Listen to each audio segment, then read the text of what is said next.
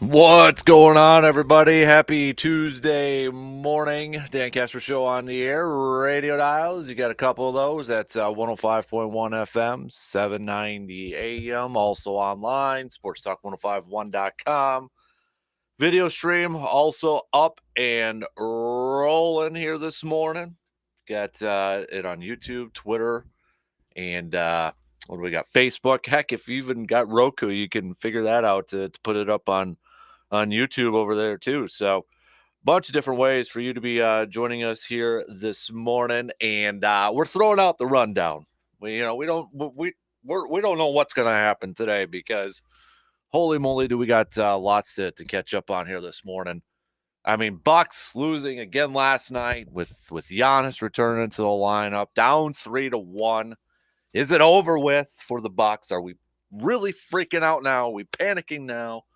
Brewers losing last night, game one against the Tigers, becoming the first team to lose a back-to-back this year. But that's not all the big stuff out there. Finally, getting some resolution. I know it's not officially official until the teams, throw it out there and the NFL throws it out there. But finally, we know what the compensation is going to be for an Aaron Rodgers trade. Yesterday, finally broke in the afternoon. Packers and Jets agreeing to trade compensation that would send Aaron Rodgers to New York, that would swap out picks, 13 and 15. So the Packers get 13. The Jets get 15. Packers also received the 42nd overall pick in the second round from the Jets. Also a 6th round pick this year and a conditional second round pick for next year that would turn into a first round pick if Rodgers plays 65% of the snaps this year. I'm going to get back to that point because I think that's an important part. Jets, as we know, as we just said, swapping it out, picking up, getting the Packers' 15th pick, also getting Rodgers, and they get the Packers' 5th round pick this year.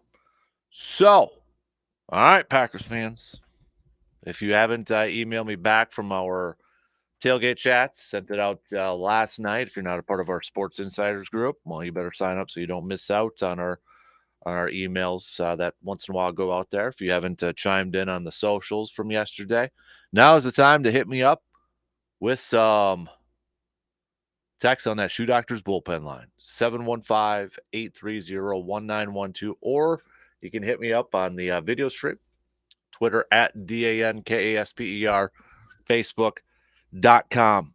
As we said, we're throwing out the rundown, so we'll see if we get to, maybe a grind my gears or Tuesday pop quiz, or what else do we usually do on a Tuesday and such. Well, we'll see. We'll get to that, but I want to just jump into it right away.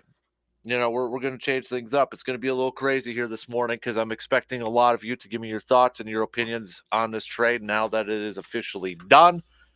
I guess I shouldn't say officially official, but I mean, let's face it. Brian Gutekunst also talking to the local Packers media yesterday. It was a regularly scheduled press conference yesterday leading up to the draft, and he started to talk about it a little bit, but then kind of maybe caught himself and said, I'm not going to talk about it anymore until it becomes officially official. But if you did hear some of the comments from him yesterday, we can go over that as well. I mean, Goody, which kind of surprised me a little bit, he did kind of admit to that Aaron's getting a little long in the tooth. Did say though that he's got plenty of football left, but he flat out admitted, age was a part of this, getting up there too, and just about that time to make that transition to go into a younger quarterback and such. But I'm just going to jump right into it. My personal thoughts on this trade. I'll be honest, a little bit more than maybe I thought Green Bay was initially going to get. The longer that this was going to go, I thought, okay, maybe it's just going to be a second rounder this year, or maybe not even a pick this year, and it would get some draft capital next year. But maybe a second rounder this year and a conditional pick next year that might have been a second rounder. Just the longer it was going, I was kind of wondering, But I'll be honest with you, not bad for Green Bay. And I think the key part of this, I'm going to go back to that conditional pick. The key part in this, it's not based off of how well the Jets do this year. You know, kind of like the Favre conditional picks when the Packers sent Favre over there. It's like, well, if they make the AFC Championship and they make Super, it got better. The pick got better. The better the Jets were. Wasn't that? It's not conditional on whether Aaron Rodgers is going to play more than a year. It's just conditional on how many snaps the guy plays this year. 65% of the snaps. I think that's a win for Green Bay. I mean, at worst, you're going to get – the thing is, okay, say Aaron doesn't play 65% of the snaps this year. Jets, probably not going to be that good, right?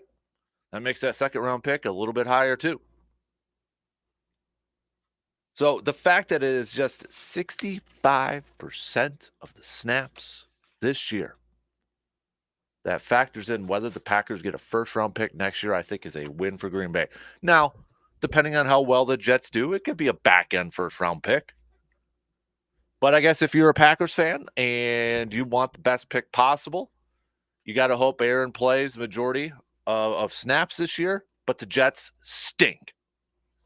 That's the best outcome, is that the Packers, or that that Aaron Rodgers plays at least 65% of the snaps, and the Jets stink. Kind of, look at Seattle and Denver's trade last year. They traded all those picks, and then Denver stunk. And well, Seattle got a top 5 pick because top 5, top 6, top 5 pick because of it. 5th overall pick. So to me, that's the thing that kind of stands out to me the most here is that conditional pick. And so Green Bay moves up to 13. Okay, and I know a lot of people, especially on the socials, are saying, "Well, it just moves up 2 spots." Big deal. Not that big of a deal. Yeah. I don't want to necessarily dumb it down a little bit. 2 spots could potentially be an interesting part of this because it all depends on how the board falls. And we all assume that the Jets are going to want to target an offensive lineman in this draft, right? That's what everybody's thinking. That's what everybody's assuming. That the Jets are going to go out and get a tackle, one of the tackles in this draft. Well, New England could use an offensive lineman as well. They select now 1 spot in front of the Jets. But 2 scenarios here. What if there's another team out there that really wants an offensive lineman or views one of these offensive linemen in high regards, and they're available at 13? Who's to say a team can't jump in front of New England and the Jets and trade with Green Bay? Green Bay moves back a little bit.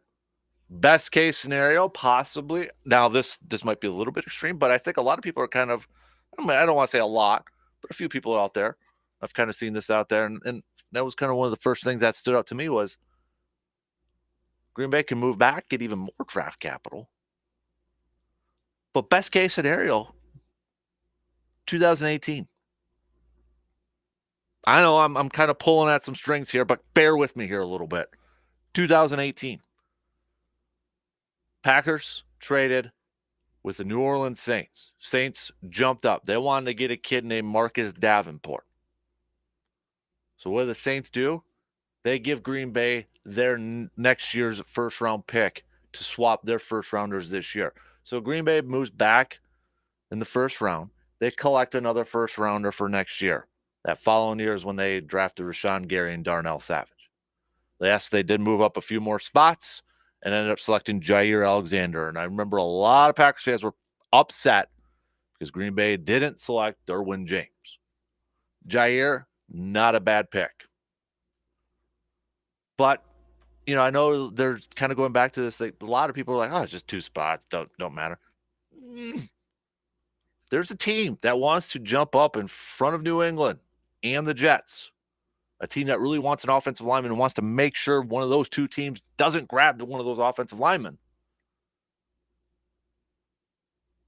Packers could be in play here.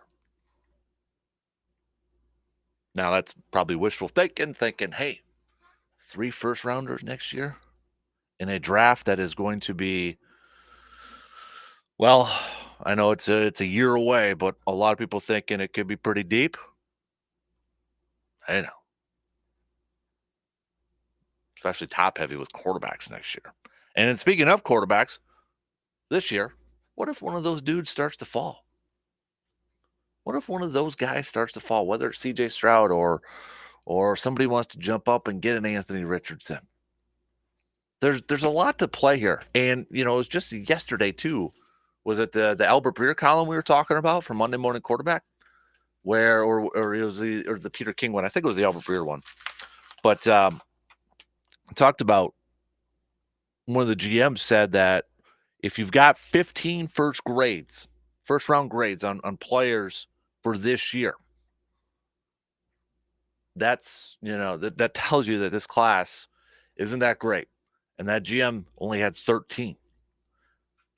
What spot is Green Bay selecting in right now? If we use that as a barometer, 13.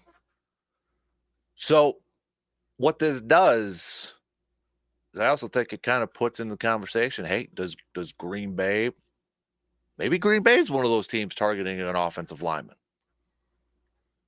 Maybe Green Bay's looking at getting Skornowski or anybody else out there. Maybe they're one of those teams that wants to get an offensive lineman. So there's a bunch of different ways to kind of look at this thing, but nonetheless, I think, and we don't know who's going to quote unquote win this trade. We won't know. I mean, if the Jets go out there and win the Super Bowl this coming season, it's a win for them, right? It's a win for them.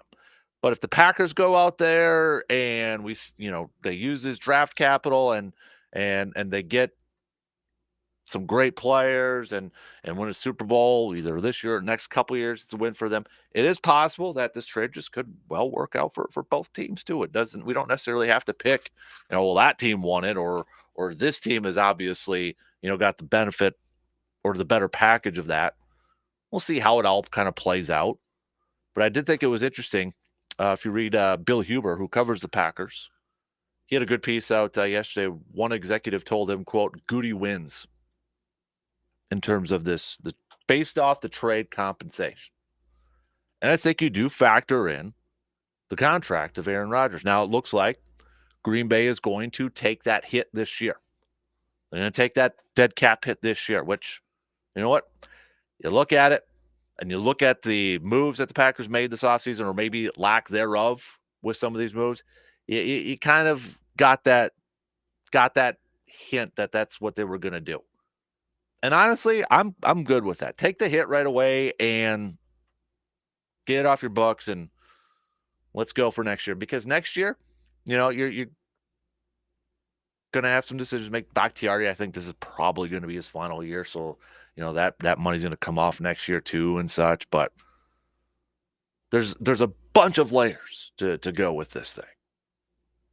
And it seems like from the majority of you who have already, posted on our socials or sent me back an email or tweeted at me, it looks like the majority, if not all of you, kind of looks like you're good with this.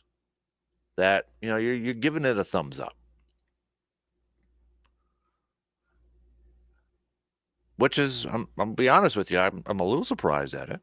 But the majority of you that I've seen, and if somebody's different, please don't hold back. Let us know. But it looks like the majority of you are good with it. And going back to the to this cap space here, don't expect Green Bay to go out there and do a whole lot in the offseason now that they've traded Rodgers, because they're going to take on that big dead cap hit, right? They're going to take on all of Rodgers, it looks like. And you're talking about a dead money charge of about $57 million this year. And if you look at it right now, if you Google, Spot Track or Over the Cap or anything like that, you're like, well, Green Bay's still about $12 million. You're thinking, okay, they got moved. Don't forget, you got to factor in the rookie class that's going to be coming in. So you're going to have to take what, about half that, maybe a little bit more than half that. And then you're probably going to want to go into season with at least a few $1,000,000 in the bank. Just, kind of like a piggy bank sort of thing, just in case. Now, they could create a little bit more, obviously, if they get an extension done with Rashawn Gary, because he's on that fifth-year option, that fully guaranteed salary. Give him an extension. You'll lower the cap hit. But don't expect Green Bay to go out there and really do a whole lot of moves this year. It's just not going to happen. Not saying that they can't do, a few veteran cheap signings here, 1-year deals with a lot of incentives or something like that on there. But, don't expect them to go out there and, sign up guys for 3 years and $20-some million or anything like that. But taking the hits this year, and we'll see how it all plays out. But I don't have the the texting line's up, so if you're not texting right now, you can. I just try not to get distracted with it. You can hit me up 715-830-1912 with a quick text or comment on the video stream, or like as always, you can hit me up on Twitter and Facebook. Twitter at DANKASPER, Facebook.com /Kasper Sports. Your thoughts, though. Your thoughts on the move. I want to hear from you. I want to have a conversation with you. Obviously, we'll throw in a little Bucks chat, too, last night. Bucks collapsing in the fourth quarter. Giannis returning, getting a triple-double. But again, Bucks can't stop Jimmy Butler. Jimmy Butler dropping 56. And now the Heat are 1 win away from eliminating the number 1 seed in Milwaukee Bucks. Can the Bucks pull off 3 wins in a row right now as the series returns to Milwaukee? I don't know, man. They ain't looking good. They just can't slow down. Can't stop Jimmy Butler.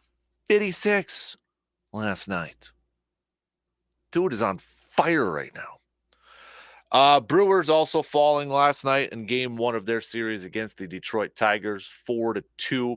They'll get back at it again tonight's first pitch at 6:40. So we got a bunch of stuff we're going to get up to. Like I said, we're throwing out the rundown here. So let's just let's see where the conversation takes us this morning. That's why I want to talk to you.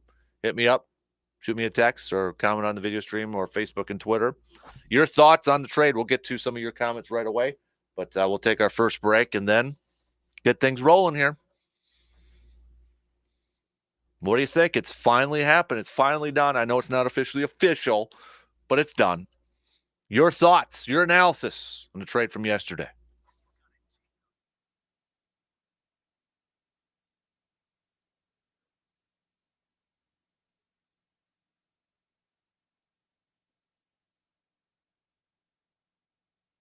Proud to serve the drivers of the Chippewa Valley with some of the most popular vehicles around Wisconsin and the country. They're committed to giving drivers from across the area the best in customer service with a top-notch selection of brand new vehicles to choose from, as well as an extensive inventory of pre-owned crossover, SUV, and trucks. Plus, with their expert finance, service, and part centers in-house, they strive to be your one-stop dealership for all of your automotive needs. Visit them today at 1000 Chippewa Crossing Boulevard in Chippewa Falls.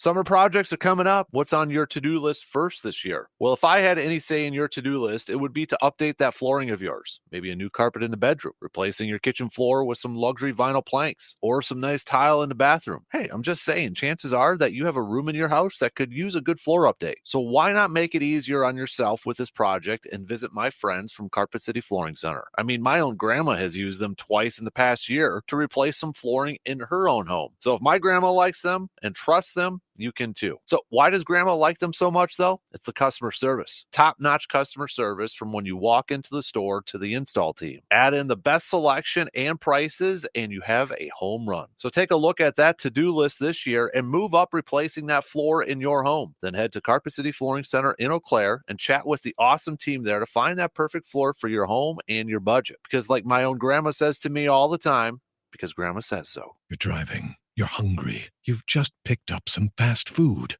and its deep-fried deliciousness is wafting through your vehicle. A voice inside your head urges you to take a bite. You resist, but then the voice takes over and becomes the distractor.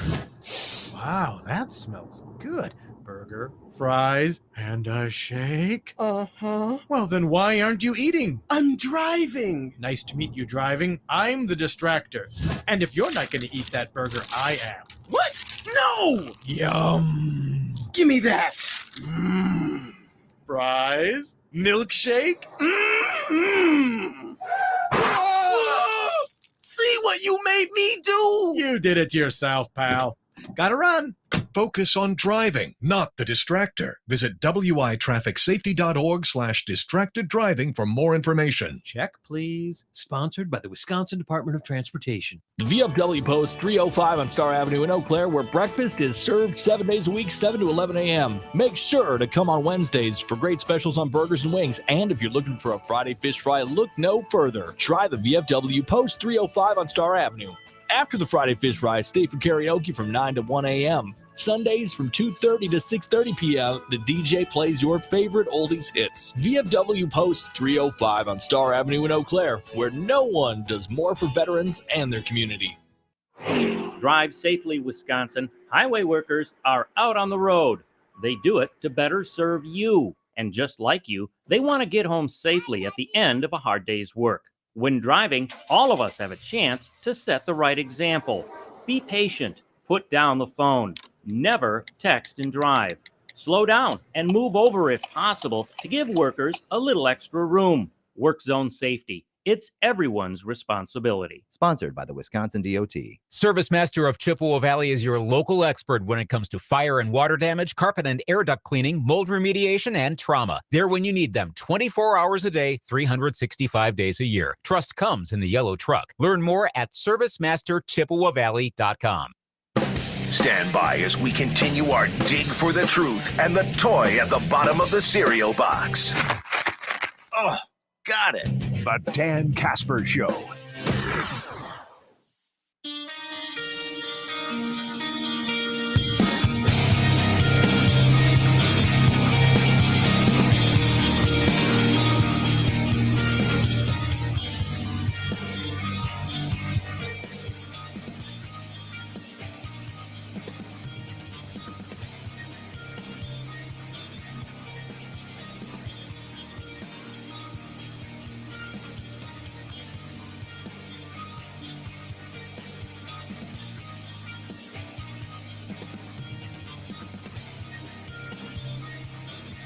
Andrew Brandt had I think a tweet yesterday that summed it up fairly accurate in my opinion. As he tweeted out, so let me get this straight.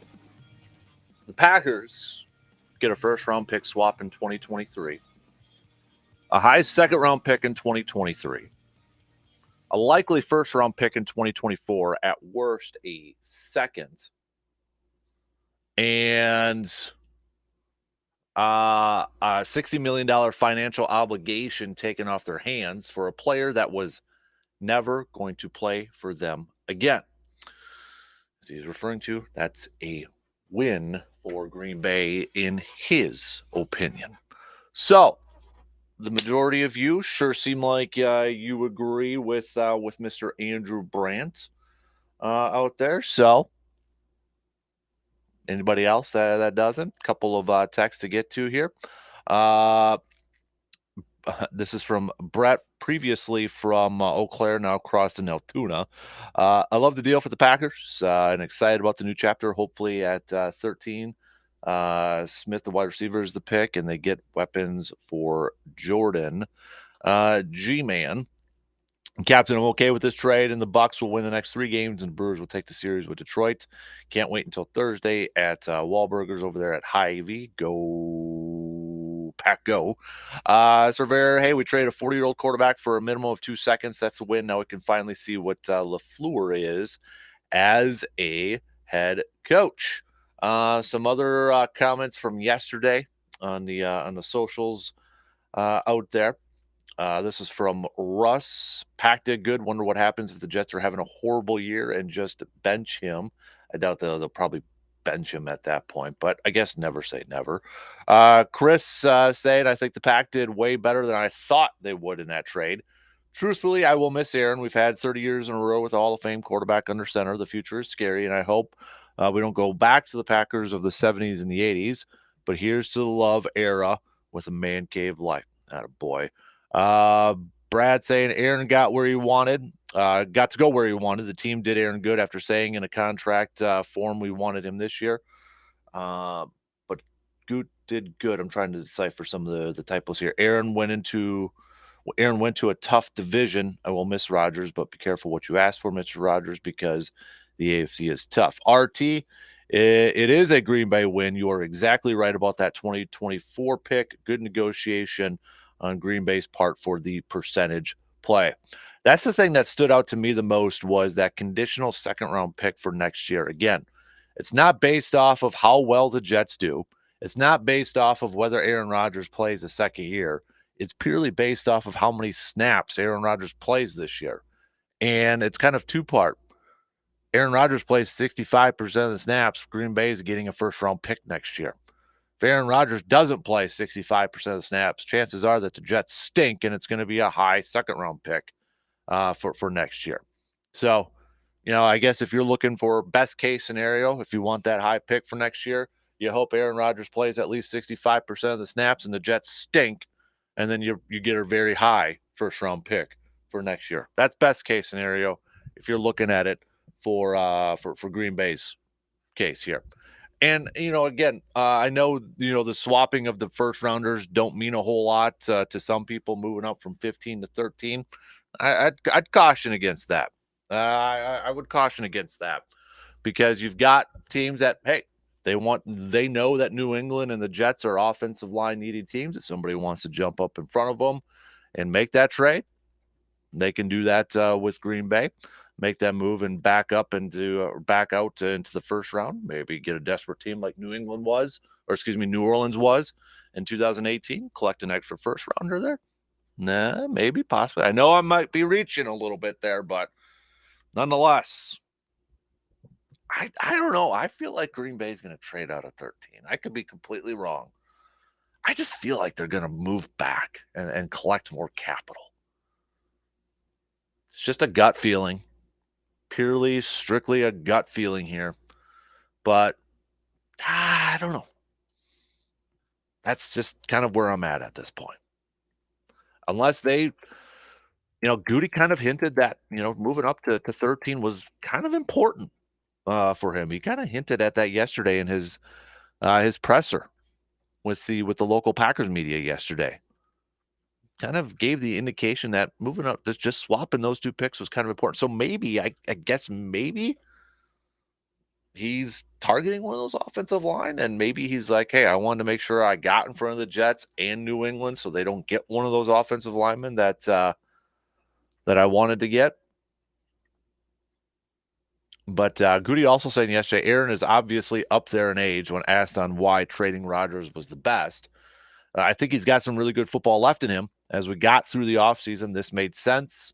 Having Jordan sit for another year would have really delayed his development. Which I thought was kind of interesting here, too, in a sense that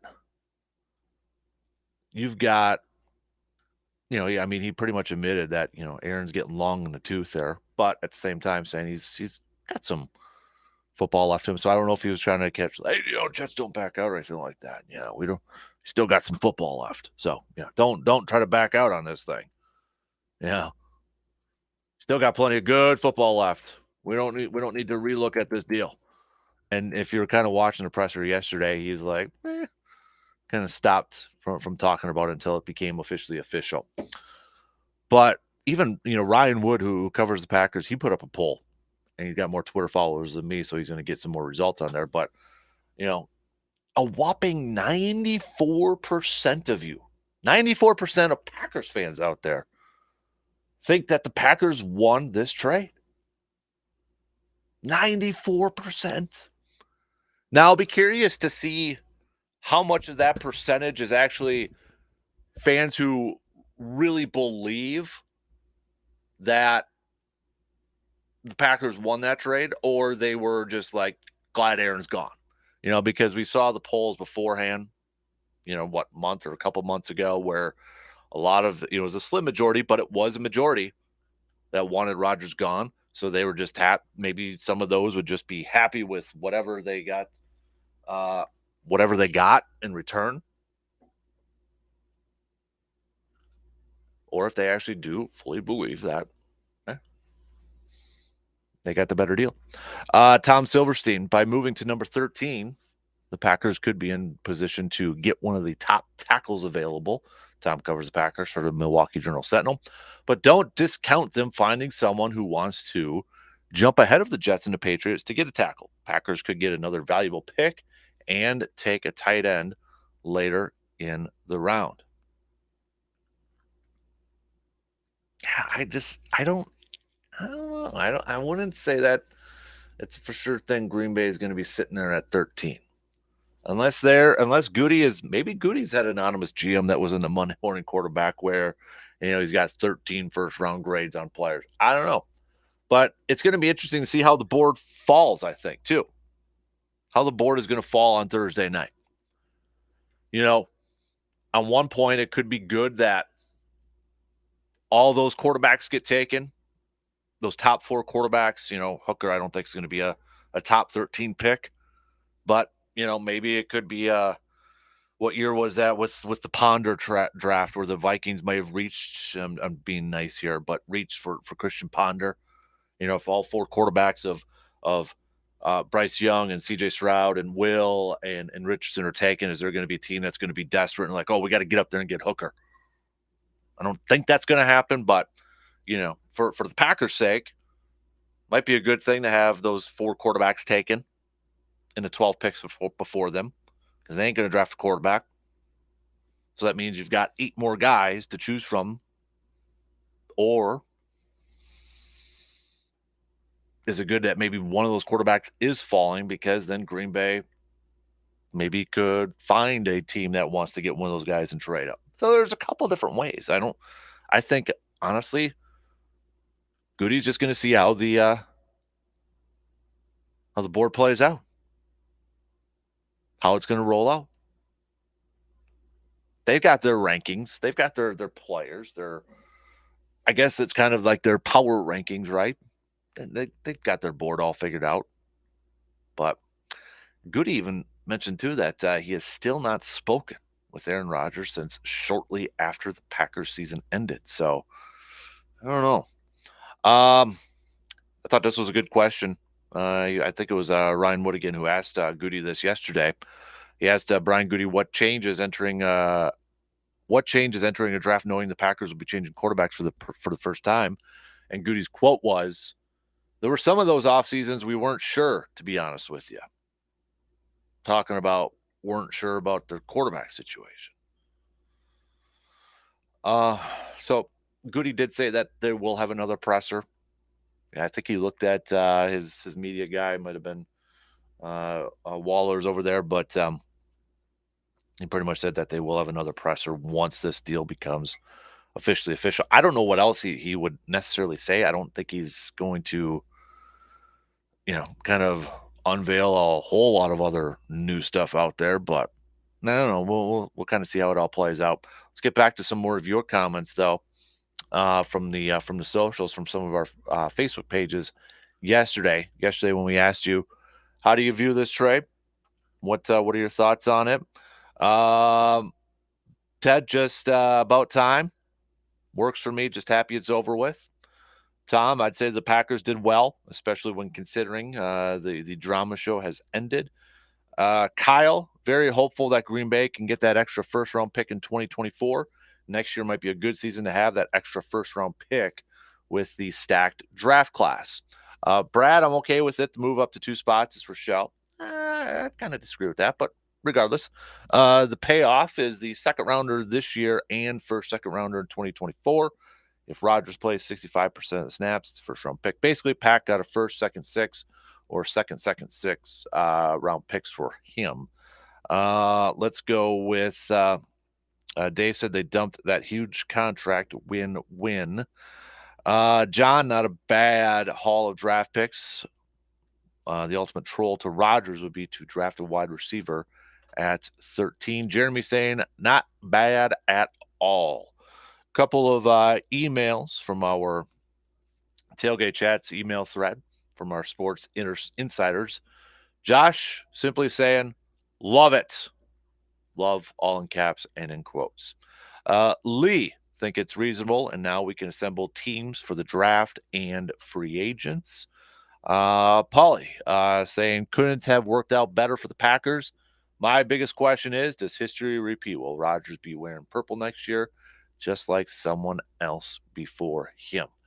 I don't think that'll be the case.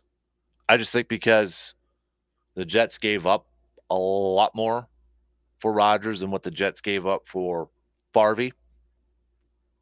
So there's a little bit more of a commitment there.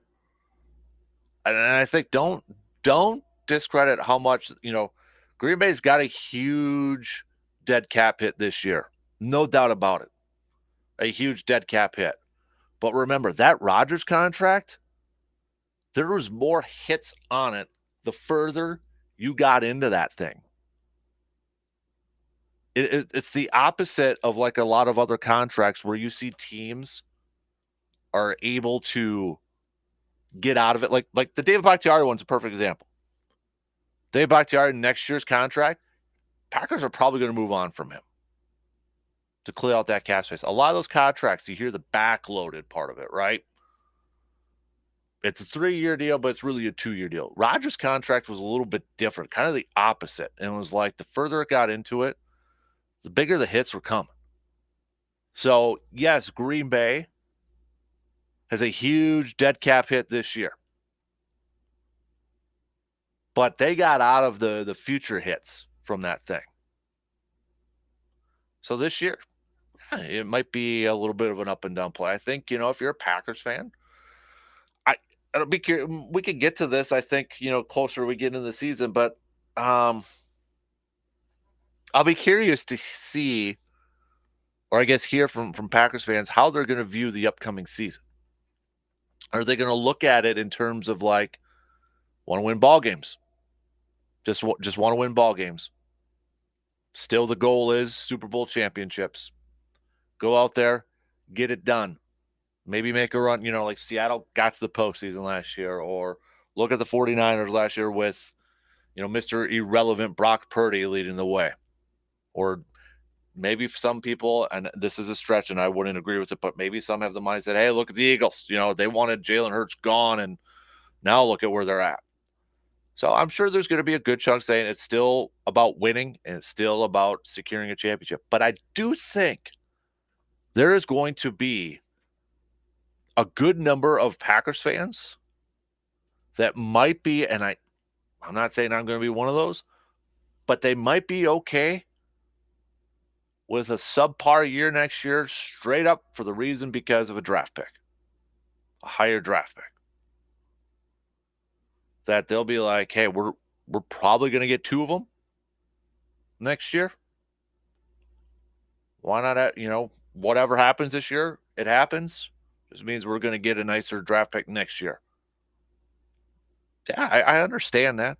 But again, drafts are crapshoots. We don't know how those things are always going to work out. So let me ask you this before we get into another break here coming up. Does the trade affect how you view what the Packers should do in the upcoming in the draft that starts on Thursday? Does it change it? I'll tell you, obviously you have another second round pick to factor in it, but does it change kind of the needs or the priorities? Because I'll tell you right now, I had my mock and timing was perfect because, I teased it out there with the positions that I had mocked out. I didn't give any names. And I knew it was going to happen. I just knew it as soon as I was going to put it out there. Something was going to happen. And sure enough, it happened yesterday. But I'll tell you, I've changed it up. I changed it up quite a bit in the first couple rounds. May not seem like a big deal moving up 2 spots for some people or adding a second-round pick, but I think it does. And there's a big part of me that I still feel like Green Bay is going to move back unless they really, really want somebody that they feel like they've got a really good shot at getting a 13, or, something that maybe isn't talked about a lot, that hasn't been talked about a lot. Is there somebody that maybe Green Bay wants to continue to move up and get? They're sitting at 13. Now they got an extra second rounder. So somebody that, hey, if they maybe they start to fall in the draft, and Green Bay's like, let's go get him. What if it's a Jalen Carter? Jalen Carter's got some off-field questions. But if you're looking at it in terms of the play on the field, a lot of people have been mocking him to Seattle at 5 or even Chicago at 9. What if Green Bay's looking at that and be like, we've got enough to move up to, say, number 8. Jump in front of Chicago and get a guy like Jalen Carter. Then you got a defensive line that has Jalen Carter, Kenny Clark, and Devontae Wyatt. 3 first-rounders on there.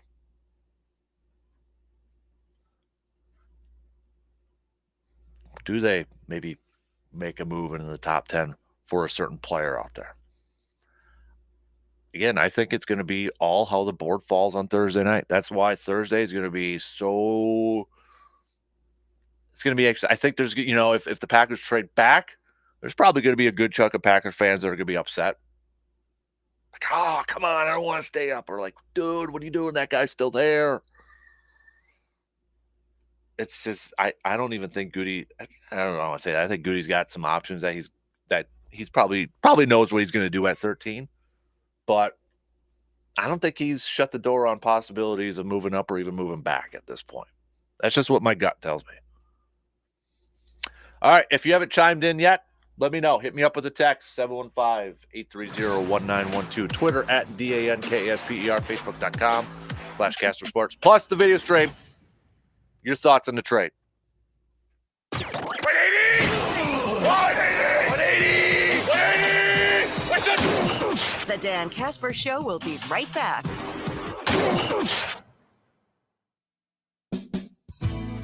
The Shoe Doctor is known for quality footwear. Remember, the Shoe Doctor can keep your feet comfortable during all the different outdoor weather and activities here in the Chippewa Valley. Work boots, casual shoes, sandals, and more from brands you trust like Keen, Merrill, Chaco, and Dansko, and that's just to name a few. Located on Claremont Avenue in Eau Claire, you can also visit them online at ShoeDoctorFootwear.com. The Shoe Doctor, quality footwear for work, sport, and fun.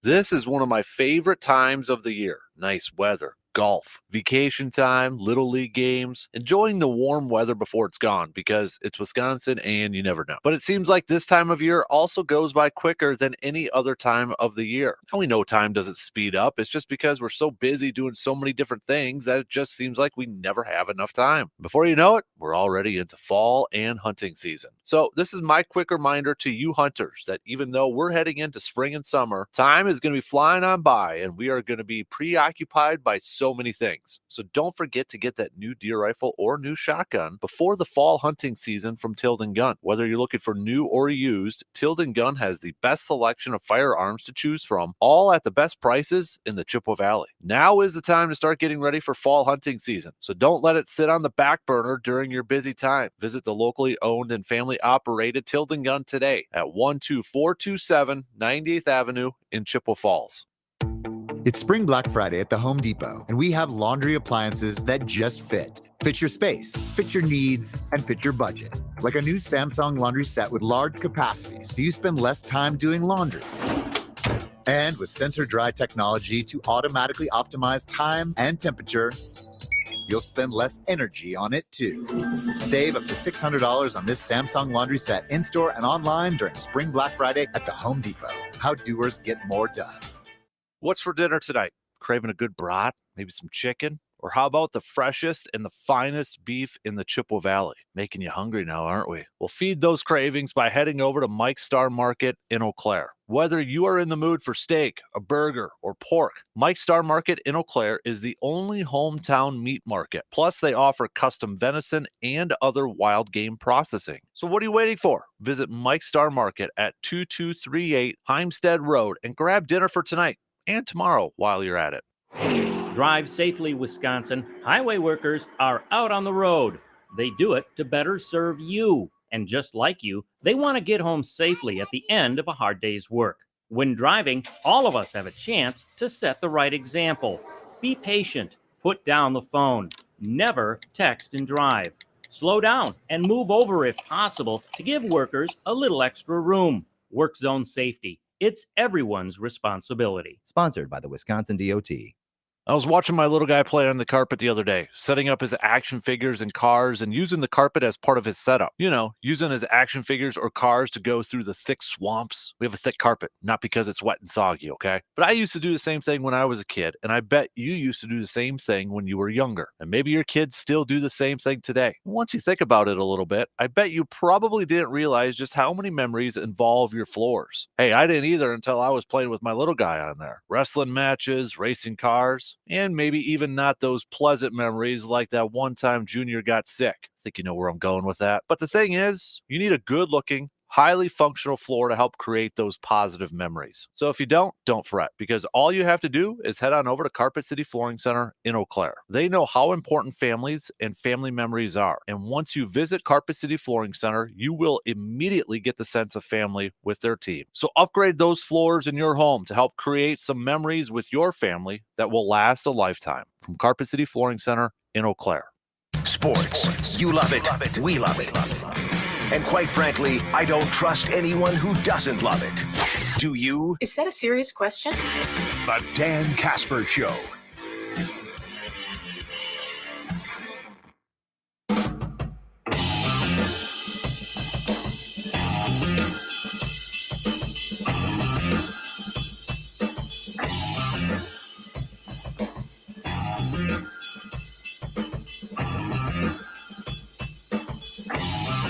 Don't forget the first round of the draft kicks off on Thursday. We're going to be at Hy-Vee for part of it. We'll probably be there starting at 6:30.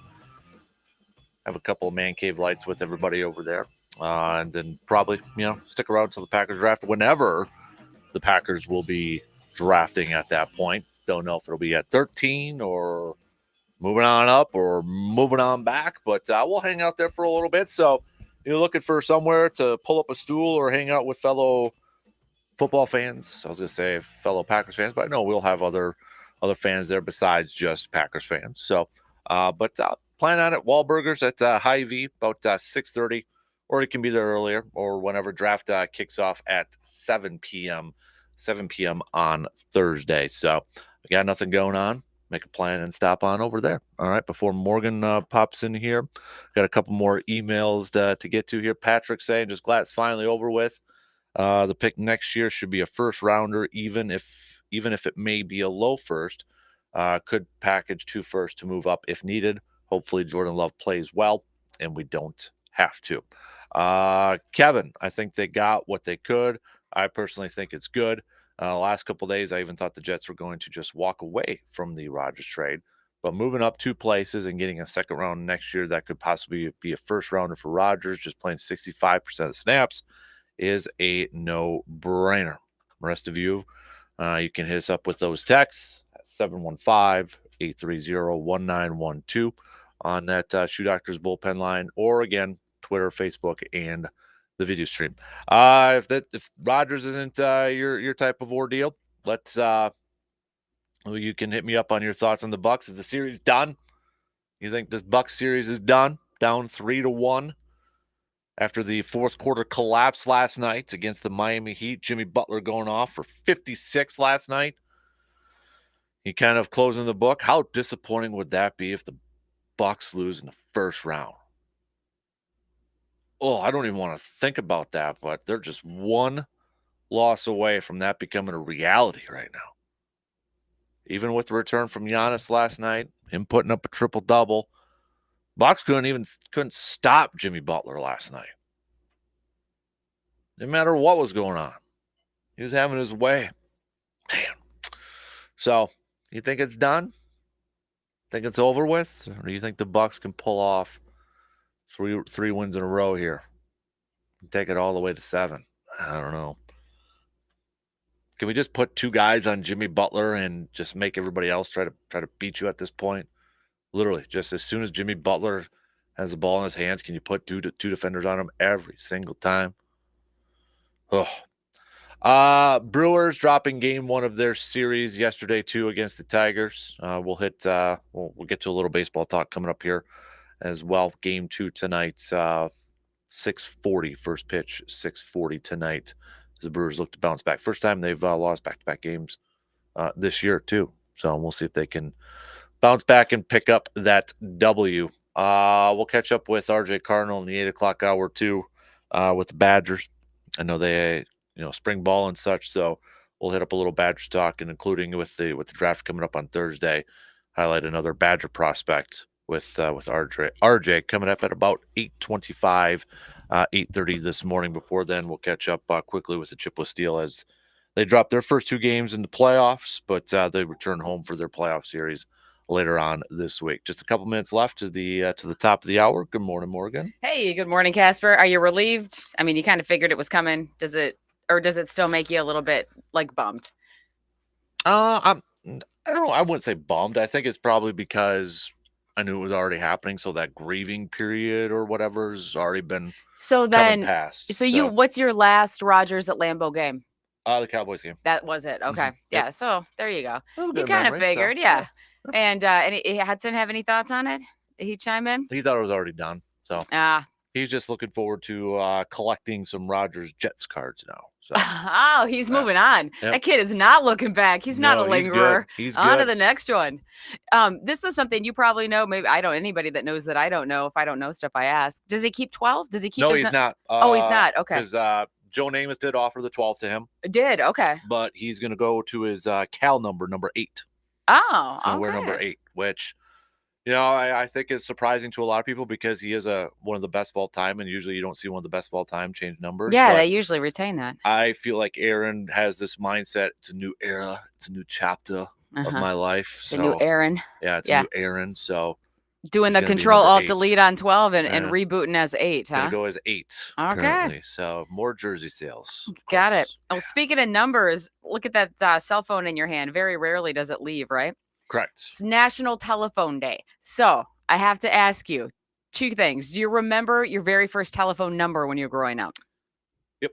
Okay, so you remember those, but how many cell phone numbers do you know that you use on a regular basis? Like, I don't know my mom's cell phone number, but I remember our landline. Also great as a password, if anybody's wondering. Use those old landline numbers as passwords. I know 2 cell phones, but I know another landline number off the top of my head. I know my grandma's landline. Okay. Off the top of my head. And I know my aunt's cell and Veronica's cell. Okay, so you have the cell phone numbers tucked away. You have the counting my own. landlines. Yeah. There's still, I was surprised to learn this. Like worldwide, there are still about 900 billion landlines. So some people are still rocking the landline thing. Mm-hmm. Obviously, many more smartphones now than that. But what is your call to text ratio? Do you prefer to talk on your phone or are you a text person? Somebody calls me, there's something wrong with them. Okay. So chime in. Text. Is this truly not the most annoying thing? If somebody texts, call me. Yes. Right? Because if you're taking time to text already, just put the message there. That, or if I actually do call somebody, which is very rare, I call grandma, because grandma does text. Well, yeah, grandma's, rules don't apply to grandmas. But if I'm calling a buddy and they don't answer, and then I get a text back like 5 seconds later, hey, what's up? Yeah. But no, be fair. Don't be hypocrite. Turn it around. Somebody does that to you, you do the same thing. But I have a grace period. I wait 5 minutes to make it look like I'm busy. Of course, there's always a strategy involved. There's always, but you're firm on the no call me text. Don't call if it's not that important. Don't call unless you're dying or you're something. Don't. I don't like talking on the phone. No, I don't care who it is. And let's be real. The last time you answered a call me text with a call, was it really that important? No, it never really is it? Nope. Let's just all agree to make life easy on each other. Exactly. Text, please. All right. Unless you want to call in and be part of the show, that's different. Yeah. I still might not answer till 2 either. So. Wait 5 minutes. Yeah. WAYY Eau Claire, W286CK Eau Claire, Sports Talk 105.1 and 790 AM. From the 715 newsroom, it's Morgan McCarthy with your news on Sports Talk 105.1. Well, good morning. We start with headlines that keep us pretty close to our area. A sad anniversary in Chippewa Falls. It has been a year since Lily Peters was murdered. 715 newsroom coverage with John DeMaster. Family and friends marked the anniversary yesterday. The teenager accused of raping and killing Peters awaits trial while in jail. The DA says the case is not going to trial anytime soon. In fact, the next hearing in the case isn't scheduled until later this summer. That hearing will determine if the teenager is tried as a juvenile or tried as an adult. I'm John DeMaster. Well, the former Minnesota police officer accused of killing Daunte Wright during a traffic stop is out of prison and living in Wisconsin. The Minnesota Department of Corrections says Kim Potter was released out of an abundance of caution for her safety. Potter was sentenced to 2 years in prison for Wright's 2021 death and has served 16 months. She'll be on supervised release in Wisconsin until her sentence is up in December. Looking to the national stage with a state connection, the Biden administration is siding with the Lac du Flambeau tribe in a lawsuit over road closures on its reservation. The federal government this month filed a brief in the case, urging the court to dismiss it. Several non-tribal members are suing the tribe over its barricade of their neighborhood last winter, with the tribe saying it's owed millions of dollars for roads that connect those people's homes with the community off the reservation. Though the case is pending, the roads remain open under a 90-day negotiation window, at the deadline to reach an agreement to keep the roads open in June. Looking in other headlines, the water continues to rise, and that's the latest sign that the Mississippi River is not backing down yet. City leaders in La Crosse closed 3 parks because of the high water. Lewis Park, Veterans Freedom Park, and the Hooska Dog Park all remain closed until further notice. The Mississippi River at La Crosse jumped over 15.5 feet yesterday. It's expected to rise till it tops probably about 16 feet on Thursday. And the 80s are enjoying a pop culture resurgence. Watch out, stonewashed jeans. Get ready to tight roll. And what's going on with the hair? Business in front, party in the back. And it's not fashion. Shoulder pads, big hair, bright colors. They're not in the picture this season, but Vogue magazine says the mullet is. The short in the front, long in the back haircut is as fashion forward today as it was back in 1984. And it's not just for musicians and football players. We're all in for casual and business, and there's no denying America is having a mullet moment. I'm Bree Tennis, NBC News Radio. That's what happened this morning. I walked in the studio and it was kind of weird. Casper wouldn't look at me and I said, "Are you having issues, buddy?" He said no, he was having a mullet moment. For Sports Talk 105.1. I'm Morgan McCarthy. Widespread sunshine will be on tap as we top out a little warmer than yesterday, getting into the low to mid 50s, however, still below average. A few clouds may filter in through the afternoon, but clearing back out tonight. Once again, dipping into the upper 20s for our overnight lows. Tomorrow, more sunshine, getting into the mid 50s before chances at showers head our way on Thursday. I'm Skywarn 13 meteorologist Mike Dandria. Earth Day was last Saturday, and some big numbers go along with Earth Day. Let's take a look at some of our food and farm news on Sports Talk 105.1 and AM 790. On Earth Day 2021, Governor Tony Evers joined the Global Tree Trillion Pledge, committed to plant 75 million new trees in Wisconsin by 2030. And he announced this past Friday that more than 12.9 million trees were planted across the state in 2022. The DNR supplied nearly 3.5 million of those seedlings planted, while private nurseries supplied 500,000 that were planted throughout Wisconsin last year as well. More than 2 million trees were planted on private land, over 1 million on public land, 175,000 in county forests, 36,000 planted in school forests, and over 35,000 were given to elementary students last Arbor Day. Since 2021 and Governor Evers' tree planting pledge, more than 22 million trees have been planted in rural and urban areas around the state. Wisconsin chickens stepped up their egg production in March. Our hens laid over 155 million eggs. That's up 3% from March of last year. That's according to the latest Chicken and Eggs report from the USDA's National Agricultural Statistics Service. Layers on hand averaged 6 million in March. That's down just 1% from last year. Nationally, hens produced 9.2 billion eggs in March. That's down 3% from last year. Total layers in the U.S. on the 1st of April numbered 383 million. That's an increase of 2% from a year ago. Domestic egg layer chicks that will go back into hatcheries and meat-producing chicks, total hatching numbers were both up slightly from March of 2022. As usual, Iowa led the nation in egg production, over 1.15 billion eggs in March. And on Thursday, FFA members that qualified to participate in judging contests at the state level will be competing down in Madison. Safe travels. Good luck to all those student judges. That's a look at some food and farm news on Sports Talk 105.1 and AM 790. I'm Bob Bosold. Service Master of Chippewa Valley is your local expert when it comes to fire and water damage, carpet and air duct cleaning, mold remediation, and trauma. They're when you need them 24 hours a day, 365 days a year. Trust comes in the yellow truck. Learn more at ServiceMasterChippewaValley.com. Want to stop engine problems before they start? Pick up a can of Seafoam Motor Treatment. Seafoam helps engines start easier, run smoother, and last longer. Just pour it in your fuel tank. Seafoam is available where automotive products are sold.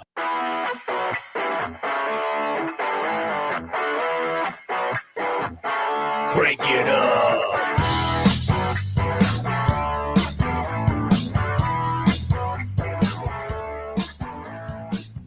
Hey, are you ready to take? Get up. He's on his way.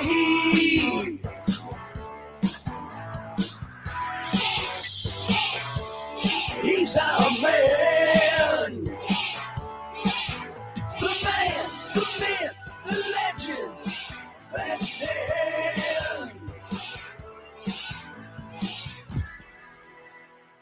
And now, the Dan Kasper Show. All right, here we go. Second hour kicking off on this, kind of a crazy Tuesday morning of April 25th. Big thanks to all of you tuning in, however, wherever you may be tuning in from this morning. Hit us up with some text, 715-830-1912. What is this? Okay. Ian Rappaport just tweeting out the plan is for Aaron Rodgers to take his physical Wednesday with source said with plenty of time to make the trade official before the draft. Once that happens, they are indeed back up. So. Oh, okay. Yeah, because he retweeted a Jets meme sort of thing on there. So, all right. Rodgers taking a physical tomorrow. I guess that's what Eric Goody was kind of saying, hinting at maybe a little bit that, a couple days be done with and that sort of thing. So, if you haven't given us your thoughts, you can hit us up with those texts on that Shoe Doctors bullpen line. Again, the number 715-830-1912. Twitter at DANKASPER, Facebook.com/Kasper Sports. Otherwise, you can comment on the video stream.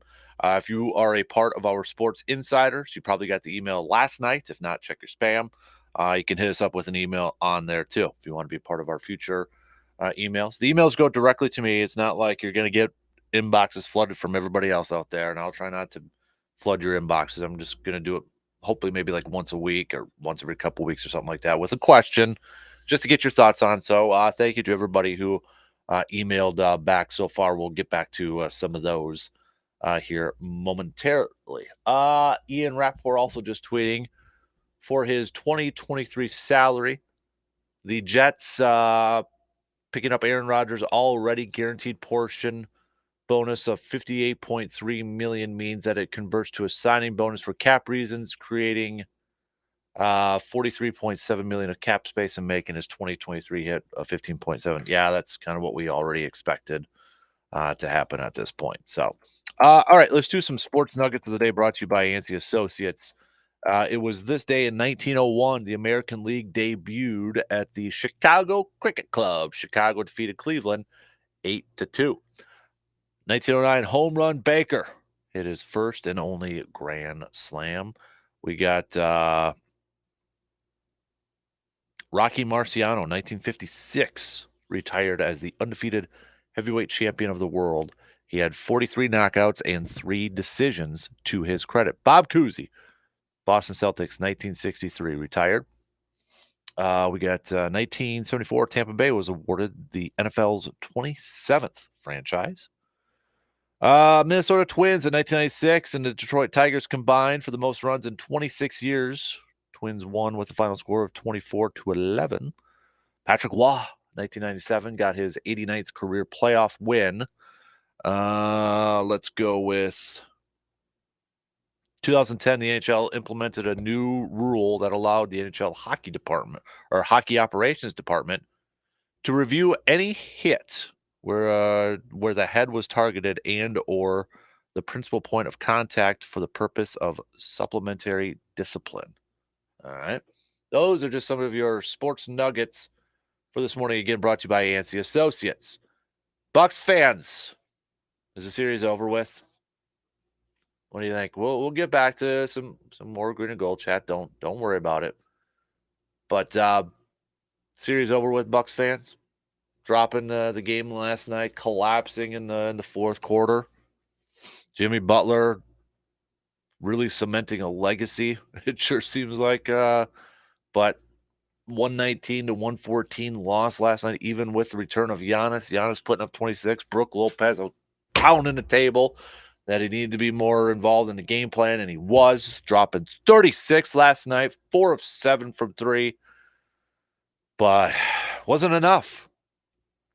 Not a whole lot of bench production for the Bucks last night. And for those of you who have come to kind of question Jay Crowder and what has he brought to the table, dude didn't even play last night. It was a very, very short rotation last night for the Bucks. You could kind of maybe they realized too that this was a pivotal game for and a must win. I mean, Carter technically got in the stat sheet, but a few seconds there, nothing. Otherwise, it was Bobby Portis, 13 minutes, 5 points. Pat Connaughton, 21 minutes, 8 points. Joe Ingles, 18 minutes, 3 points. That was it for your bench production last night for the Bucks. That's it. Grayson Allen played 33 minutes, but only scored 8. But it was that fourth quarter. Again, Miami dropping 41 in the fourth. 41 in the fourth. Bucks had the lead with just a few minutes left to go and couldn't close it out. Couldn't close it out, and a big part was because of Mr. Jimmy Butler.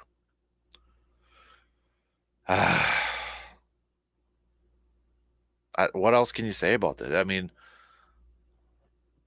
extremely disappointing, frustrating to watch that game last night. And, I mean, tip of the cap to Jimmy Butler. Dude went off. I mean, he was amazing last night. 56 points. Unstoppable. But did the Bucks do enough? I mean, I don't know. I almost feel like, okay, game 5 coming up here. Throw 2 guys on him constantly. As soon as that ball hits his hands, another defender's there. I don't care. Drew Holiday, there's a little bit of a size advantage for Butler on there. I get it, but as soon as Butler has that ball in his hands, there better be another defender on him. Make everybody else beat you. Make everybody else beat you.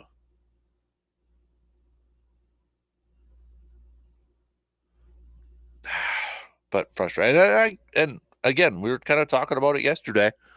This Miami Heat team, not a typical 8th seed. When you look at it, they're not a typical 8th seed. They're not a team that's, throughout the regular season, they were kind of hovering around 500 or even below 500. They were the 1 seed last year. They got a boatload of talent on there.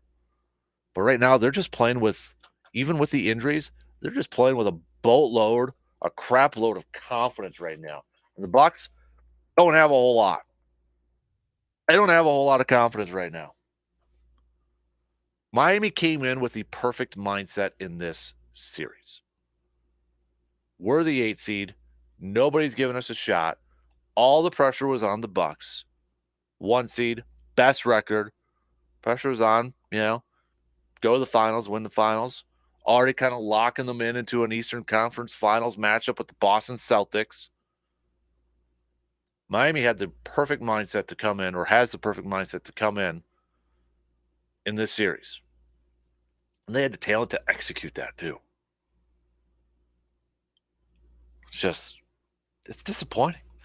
I know it's not over with yet, but down 3-1. Can the Bucks pull off 3 wins in a row against Miami?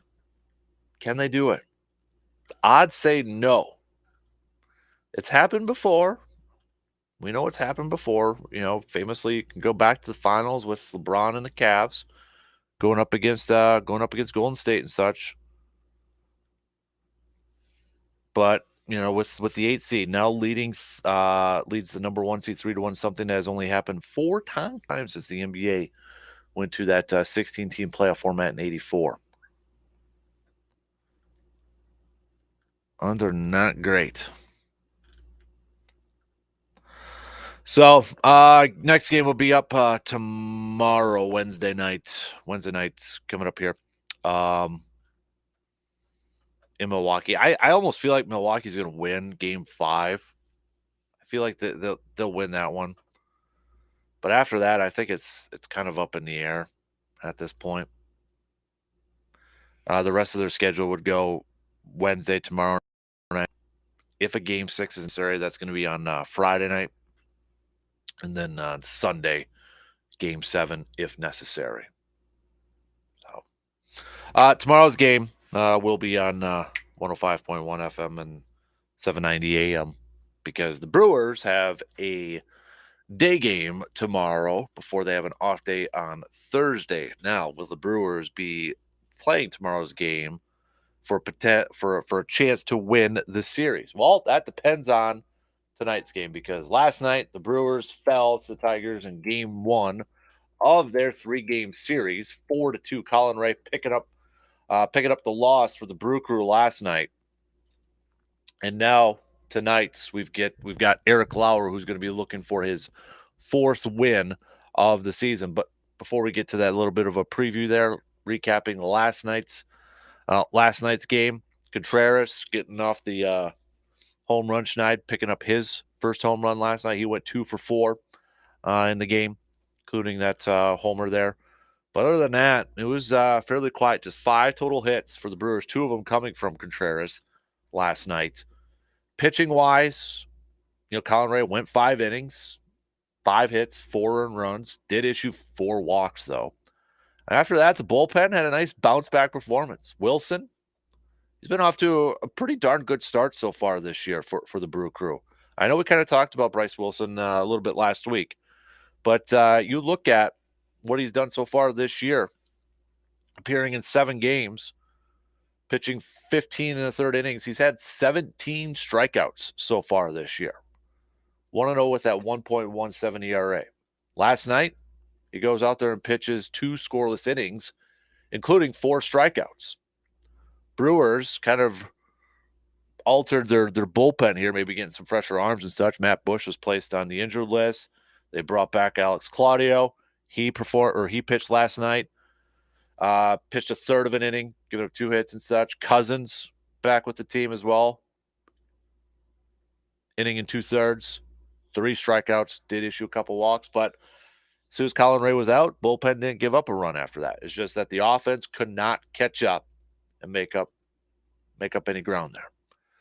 So, looking at the matchup tonight, Spencer Turnbull is the pitcher for the Tigers. Not a ton of experience, about a game's worth for some of these Brewers hitters going up against Spencer. You got Yelich, who's 250 and 4 at bats. Jesse Winker's 250 and 4 at bats. Willie Adames 3 at bats is hitless. So, I mean, again, just about a game's worth here. On the flip side, with Eric Lauer, I should say not too much more besides Baez, who in 8 at bats has a homer and is hitting 375 against him. Otherwise, it's just about a game's worth here with that lineup here too. But looking at Eric Lauer, 3-1 so far this season. Will he pick up his 4th win? You're looking at his starts so far this year. He's coming off of that win against Seattle, where Eric Lauer went 7 2/3, giving up just 2 earned runs, 4 hits, picking up that win. The game prior, he went 6 innings, 6 strong innings against the Padres, giving up that 1 earned run in 6 innings, and that was all coming off of his poor performance against the Cardinals back on April 8th, where he went 4 innings and gave up 6 earned runs. So the Brewers, I mean, yesterday we were kind of talking about it, especially with Craig Counsell's comments and such about, the bullpen kind of getting taxed here a little bit. Been counted on a lot. They've been performing very well, pitching extremely well, but they've been used a lot. And I think the Brewers' best case scenario for them might be that Eric Lauer goes, 7 innings tonight. Gives them a little bit of a break, but hopefully the offense can help them out, put up a nice, decent amount of runs, and get a comfortable win tonight. So the bullpen isn't taxed. But again, first pitch tonight going up at 6:40. 6:40. My pick, I'll go with the Brew Crew tonight. Why not? I think they pick up the win behind Eric Lauer. Then it'll set up for potential series win tomorrow with Freddie Peralta on the mound for the Brew Crew. Then we get into that weekend series that I think, with Ohtani and Trout coming to town, I'm expecting AmFam Field to be fairly full with a lot of fans there because it's not too often. You see American League teams for one coming to town, but especially if those, all-star players, superstar players like an Ohtani and a Trout play on that American League team, not too often you see them in your home ballpark. So I would expect probably a full crowd or very close to a full crowd at AmFam Field this weekend. So, but the rest of you can give me your picks for the Brewers game tonight. Hit me up with that on the text or on the socials or on the video streams out there. Let's go plain T. Here'd be some irony. It says, good morning, DK. Here'd be some irony. The Jets really want an offensive tackle. And if one of the 3 fall to 13, what if the Packers trade back to 15 with the Jets and get their other second-round pick? That would be some irony, right? Maybe the Jets want to jump in front of New England to grab one of those offensive tackles. Possibly. I don't know. That would be kind of some irony, though. Jeremy, any idea why Crowder wouldn't play? Well, I mean, I'm assuming it's because he hasn't really been doing a whole lot in these postseasons. We were talking about it late last week and even yesterday. Hasn't been providing a whole lot off the bench. Minutes-wise already, he wasn't playing. Even with Giannis out, dude was, 13, 14 minutes a game? And then Giannis comes back last night. It was pretty obvious that the Bucks had a very, very, very short rotation. To me, that tells me they viewed that as a must-win game to take that game 4 and get that series back to Milwaukee, evened up at 2 apiece. So that's my guess. I know quite a few of you have been I know it is a Grind My Gears Tuesday, but quite a few of you the last few days have been kind of venting your frustrations about Jay Crowder and the performance that he's been doing so far. So, other comments here about the Aaron Rodgers trade, the compensation and such. Again, majority of you are all aboard on this trade. I haven't seen anybody who has chimed in yet and said they hate this trade, that they don't like this trade. A couple texts to catch up on saying, I think the Packers easily won this trade. Now we'll see how it all works out in the next couple of years here. Pressure's on Goody to make sure he drafts the right players with those picks. Yeah, I mean, we'll see how it all plays out. You're right. Best to kind of see how this trade plays out in the next couple of years. It is possible it could easily work out for both teams. Jets win the Super Bowl this year. They'll be fine with it. Packers get some good players in return. Maybe win the Super Bowl in the next couple of years with Jordan Love as quarterback because of those players that they got in return from draft picks. It's a win for them too. It's very possible both sides could win this or it works for both sides. Another texter here. You're exactly right on the 2024 compensation with the second potentially being a first rounder that 65% playing percentage is a big win for Green Bay.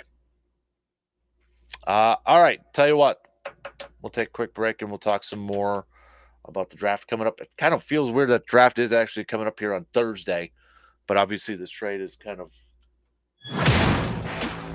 overshadowing it here a little bit, but it is coming up. We'll talk a little bit more about the first round here in just a few minutes.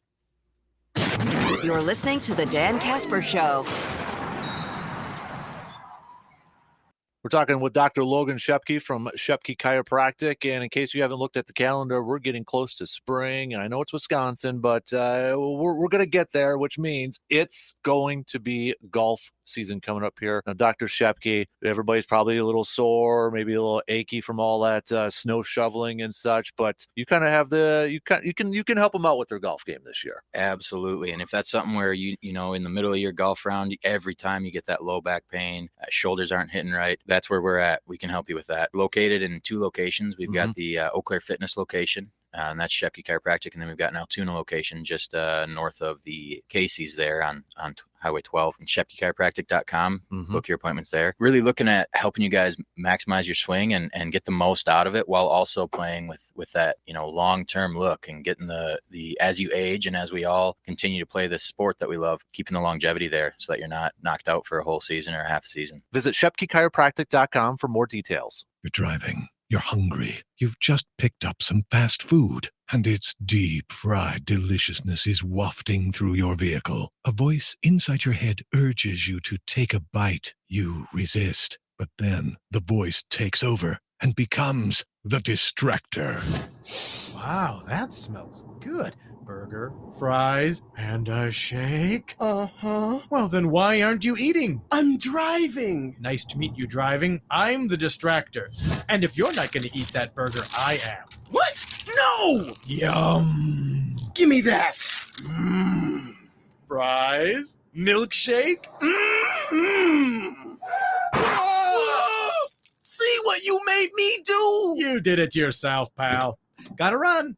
Focus on driving, not the distractor. Visit witrafficsafety.org/distracted driving for more information. Check, please. Sponsored by the Wisconsin Department of Transportation. This is one of my favorite times of the year. Nice weather, golf, vacation time, little league games, enjoying the warm weather before it's gone because it's Wisconsin and you never know. But it seems like this time of year also goes by quicker than any other time of the year. Now we know time doesn't speed up. It's just because we're so busy doing so many different things that it just seems like we never have enough time. Before you know it, we're already into fall and hunting season. So this is my quick reminder to you hunters that even though we're heading into spring and summer, time is going to be flying on by and we are going to be preoccupied by so many things. So don't forget to get that new deer rifle or new shotgun before the fall hunting season from Tilden Gun. Whether you're looking for new or used, Tilden Gun has the best selection of firearms to choose from, all at the best prices in the Chippewa Valley. Now is the time to start getting ready for fall hunting season. So don't let it sit on the back burner during your busy time. Visit the locally owned and family operated Tilden Gun today at 12427 98th Avenue in Chippewa Falls.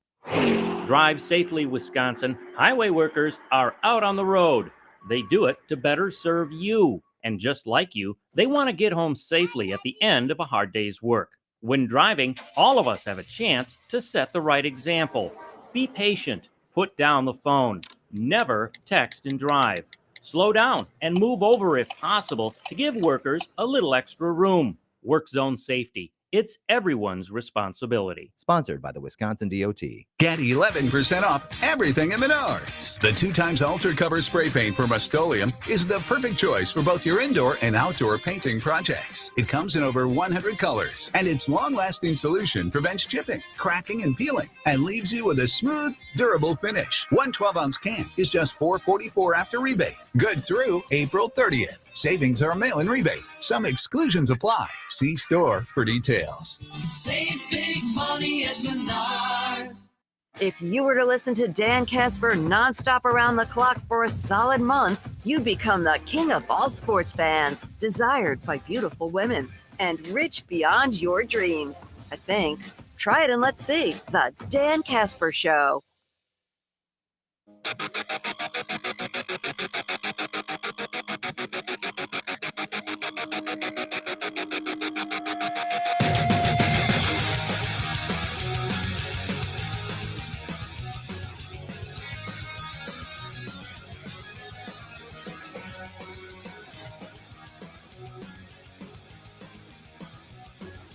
Ben, to answer your text, Ben texted in, missed it yesterday. Did you get your turkey? Did not. Weather was awful over in my neck of the woods on Friday. But lo and behold, because the hunting gods like to play jokes, my trail camera, I get pictures, texts. I got the Tacticam, so it texts me the pictures of my trail camera. Yeah, it's been turkeys in there now too, including coyotes every day, and now some porcupines in there too. So it's actually been more activity. But no, Ben, thanks for asking. I did not go. I'm going to try to go maybe at the end of next month or something like that. But don't forget, if anybody did have any luck, I know some kiddos have sent over their photos. Send those puppies on over so we can put them up on the Tilden Gun trophy board. Okay, so we can put that up, and you can brag and showcase your luck, and you can trash talk about my lack of success out there. Another quick text. This one's from Aaron. Can you text me the link for the Express shirts? Absolutely. Actually talked to Sammy, the GM from the Express, yesterday. Sales are going good, but I will definitely text you the link for the shirt that Hudson designed, but yeah, you get the deal. But I will definitely text you that link. Again, if you want a shirt, I will text you the link, and proceeds are going to help Backyard Dreams. So big thanks to the Eau Claire Express for that. Yeah, I will definitely text you that. Coming up here shortly. I've been talking a lot of green and gold here this morning. I know some of you got some Bucks chat in here. I'll get to that here momentarily. But the draft kicking off in just a couple days here. First round kicking off on Thursday. We'll ask Joe. Joe, did yesterday's trade swapping out 15-13 and adding a second-round pick, how did that affect your mock draft? And you know what? It was kind of what I thought was going to happen with that second-round pick. So I was already working on getting one of the Jets' second-round picks in there. And I think when you look at it, I think now it becomes clear, at least in my book, that I think the Packers are going to have an opportunity to get the player that they wanted to in the first round too. And you know, I did just a real quick thing on the trade. And again, I think the biggest thing that my takeaway is that pick next year, that conditional second round pick that becomes a first if Rodgers plays 65% of the plays. I think that's a huge one. I think that's a huge point because it's not tied to the success of the Jets. It's not saying they need to host a home playoff game or make it to the Super Bowl. It's just if Aaron Rodgers plays 65% of the snaps. And so I thought Green Bay did a good job of coming out of this trade with value. I also think, though, that this is one of those trades that worked well for both sides. Now, Tom Pelissero from NFL Network is reporting that Rodgers needs to sign a revised contract, too, that may give Green Bay some salary cap relief here in 2023. So there's some nuances of the deal that still need to be worked out. But the bottom line, going back to how it affects the draft, is I was always kind of looking at that second rounder, and it sounds like to me that first round swap was kind of a concession that the Jets did to alleviate some of that next year first round pick concern. And you know, it was interesting too, Captain, because 15-13 is about 100 points if you look at the Jimmy Johnson trade chart and draft chart. And so it doesn't seem like a lot, but I think Green Bay can zero in a little bit more now on maybe one or two of the guys they want with that first round pick. I look at it too as a possibility. Now Green Bay holds the 13th pick in front of the Patriots and Jets, two teams who desperately need offensive tackles here. It takes one team to tango here. Part of me wonders now if Green Bay's more open to business for trading back because they got a little bit better draft capital if a team wants to jump in front of two offensive tackle needy teams at this point. Yeah, no question. This could go back to Goody's draft with Jair Alexander, where he was able to trade back with the Saints, get an additional number one the next year. And so, yeah, I think that there's definitely a possibility for Green Bay to move back. And again, the meat of this draft, I still think, is anywhere from probably 15 to 50. And I think there's going to be a lot of debate about, you know, who's ranked 15th on somebody's board and who's ranked 50th. And so wouldn't surprise me at all if Green Bay decides to take that step back and get additional draft capital. Because, again, you know, and Gutekunst talked about it in his presser, that his focus is building a team now around Jordan Love. And again, a way to do that is obviously get more draft capital, get some young players around him so you can build this team back up. So again, it wouldn't surprise me at all. It would surprise me if he traded up from 13. That would surprise me. But trading back from 13, that wouldn't surprise me at all. I'm curious to see what this quote unquote revised contract or what it is, because as Ken Ingalls has said too, like Green Bay is going to get charged $40.3 million against the salary cap this year. You know, nothing with the new contract would change that. So I'd be curious what kind of contract Rodgers or what revision would actually happen for Green Bay to create cap space, because I mean they can't lower that 40.7, 40.3 or whatever it is. So I'd be curious to see what that's all about.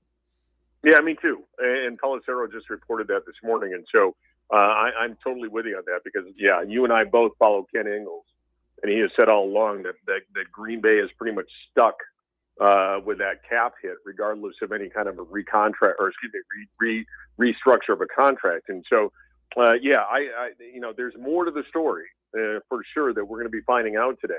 And if there is salary cap relief with some type of renegotiated contract, that's great, because Green Bay now, as it stands, and this is before the draft, is going to be about $12 million under the cap, which is not a lot. And you look at when you start putting in, your practice squad and the draft and everything you got to put into this, $12 million at this point is not a lot at all. So if Green Bay could get, $5-6 million in addition to where they are today, that puts them in a much better position.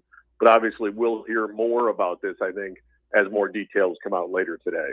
So looking at this draft coming up, first round here, Mr. Joe DeGuano, I know you've highlighted some players and such, but now that they've moved up to 13, can you reveal on who you think Green Bay is gonna draft at that 13 spot? Yeah, typically, I don't do this, and I do one mock, and again, I reserve the right on a Tuesday to change my mind before my final mock. But there's two players I really like. And first of all, my clear-cut tight end on the board is Mayer, the kid from Notre Dame. I just think he is the most complete tight end coming out. I know a lot of people are talking about, some of the other tight ends being better pass catchers and Musgrave and the kid from Utah. Kincaid, yeah, Kincaid. But I will tell you, the guy that I really like at 13 is Jackson Smith-Njigba, the wide receiver from Ohio State. And I just think, when you look at, and again, I've talked about him before, and it's a little bit of the spin on the Chris Carter take when all he does is catch touchdowns. All this kid does is catch. And he really knows how to play in space. And he really knows how to settle into a zone. And he really knows how to break off routes. And he's a polished route runner. And I think when you look at his play from the slot, he reminds me a lot of Jarvis Landry as well. When you look at a slot guy like him, and again, he's not a burner. He's not a big guy. He's 6'1", about 196 pounds, but he just catches everything. And I think when you look at what he can bring to the table, and then I've got Green Bay going after that tight end in the second round, and I've got Sam Laporta. And he, in my opinion, there are certain colleges, there are certain schools that crank out positions. And Iowa does such a tremendous job with tight ends. And so I've got Green Bay bolstering offense in that first round with Smith-Njigba, and then also Laporta coming back in that second round to get that tight end position. Now, again, in my final draft, when you look at the whole board, I've got Green Bay taking another tight end later on in the draft.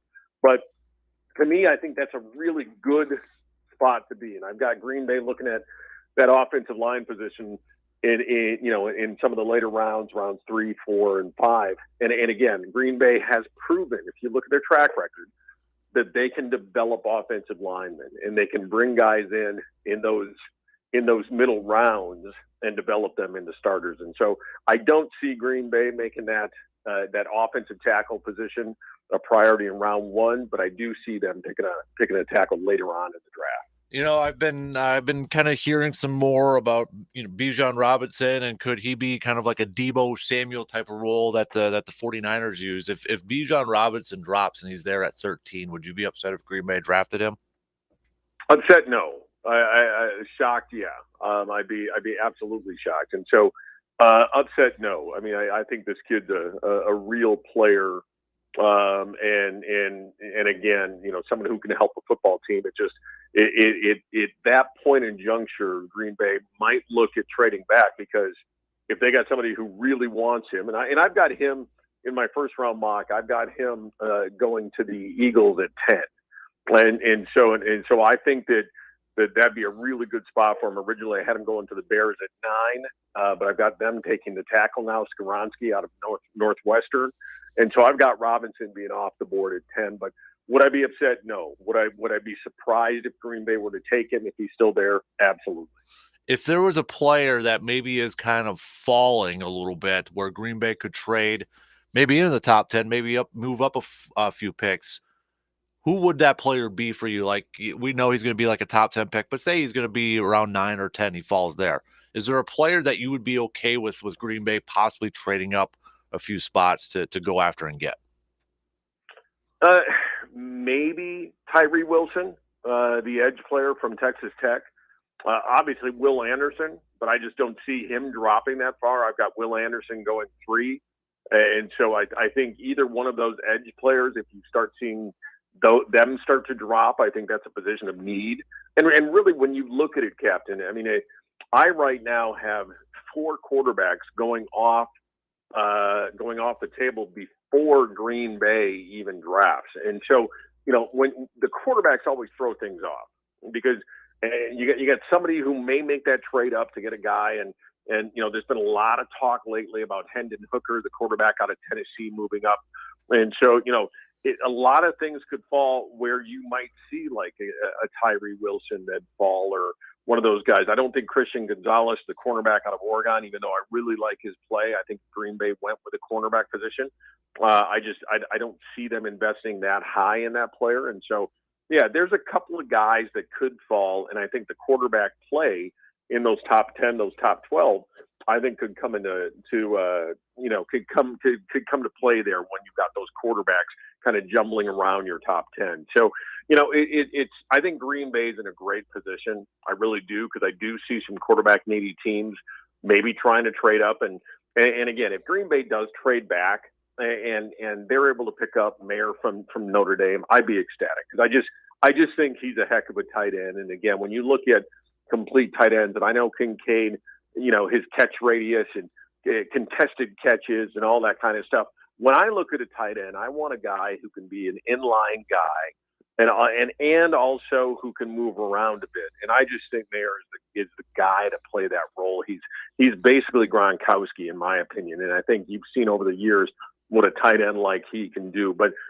if they stay at 13, and again, I think this is his year, and it's ironic that they trade Aaron Rodgers and then they potentially draft a wide receiver in round 1. I think it's very ironic, even though I don't put a lot into they never drafted a first round wide receiver with Aaron Rodgers, because I look at the success they've had in the second round.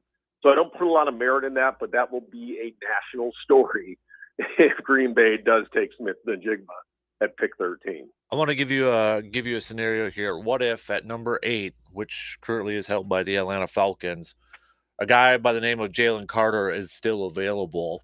Would you be okay if Green Bay moved up 5 spots to grab him before possibly Chicago would draft him?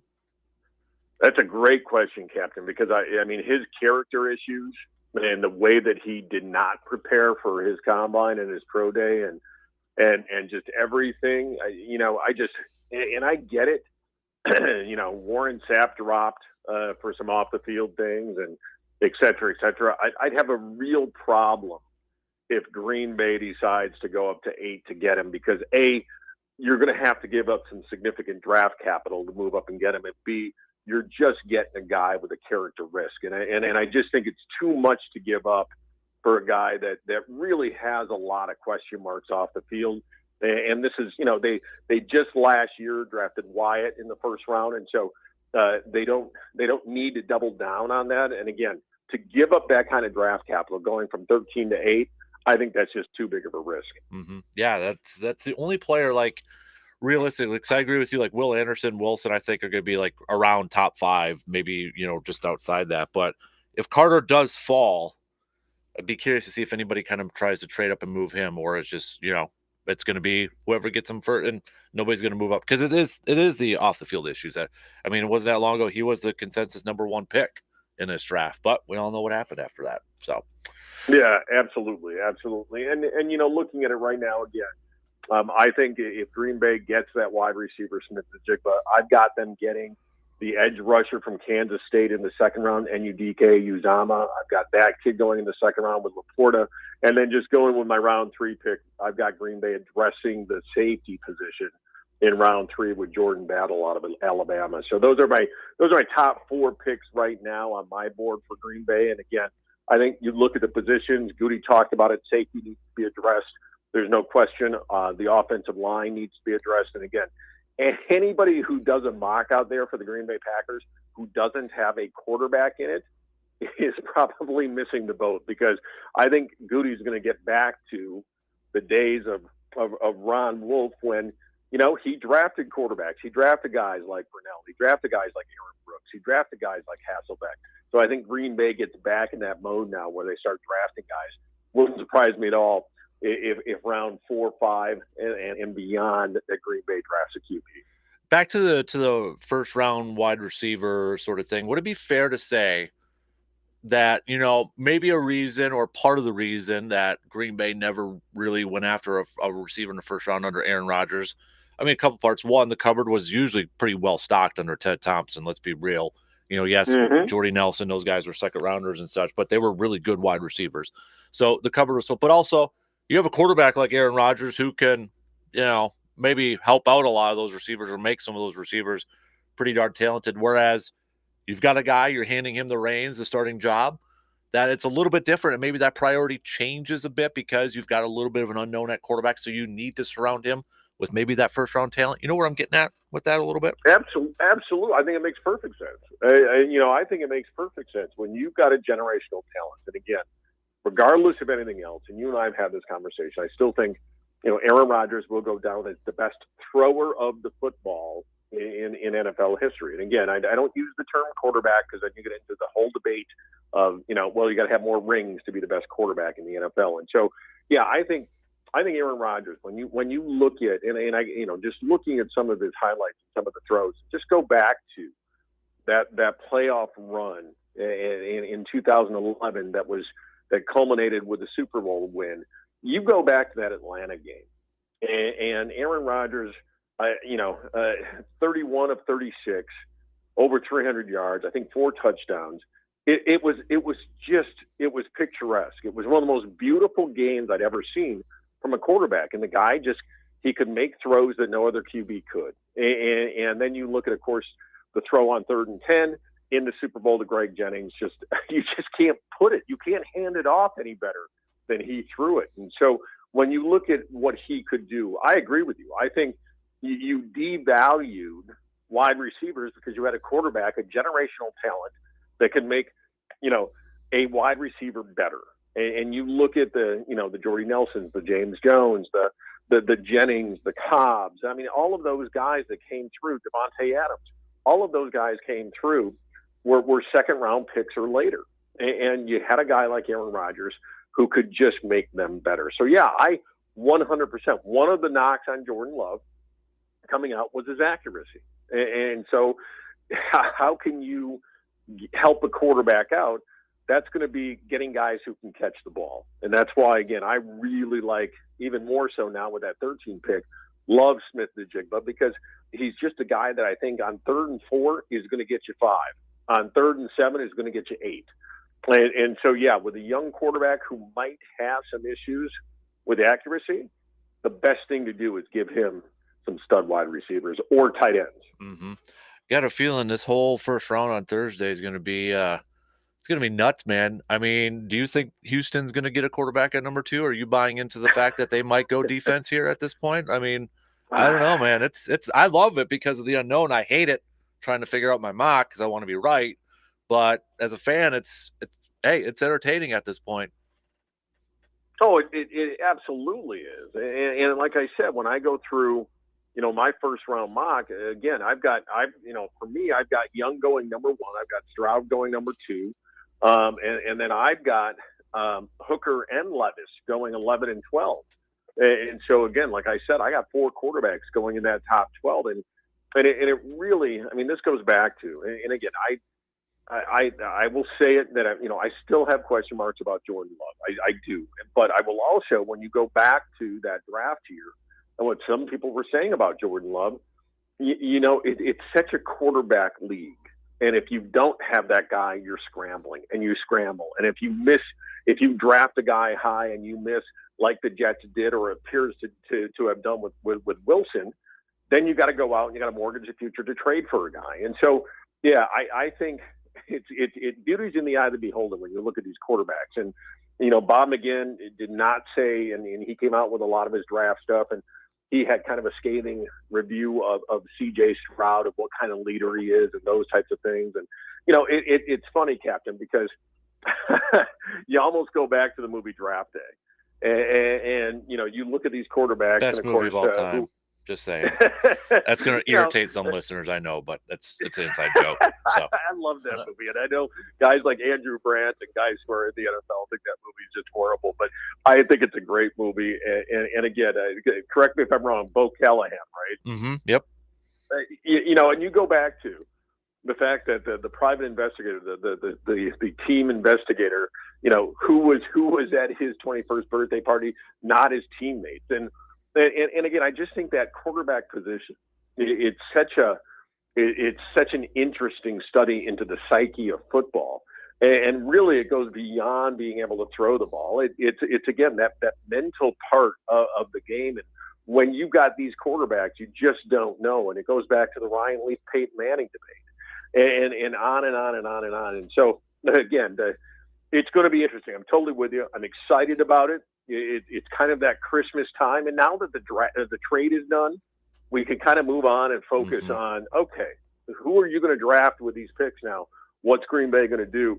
And that's where this thing gets fun. If the question mark with Aaron Rodgers hanging over the head, I think it might have put a little bit of a dark cloud over the draft, but now that they can kind of move on, know exactly what they got to work with, and really focus on building this team around Jordan Love. I agree, because I was kind of saying too earlier, it's like now it's kind of hard to believe that the draft does start in 2 days, but I think we were just so focused on whenever this was going to get done and let's just move on at this point. And now we can actually focus on draft picks and the fun stuff. So, Joseph, appreciate the time as always, buddy. Enjoy the draft this weekend, and I can't wait to get your reactions from after all these picks this weekend, buddy. We'll catch up with you again soon, okay?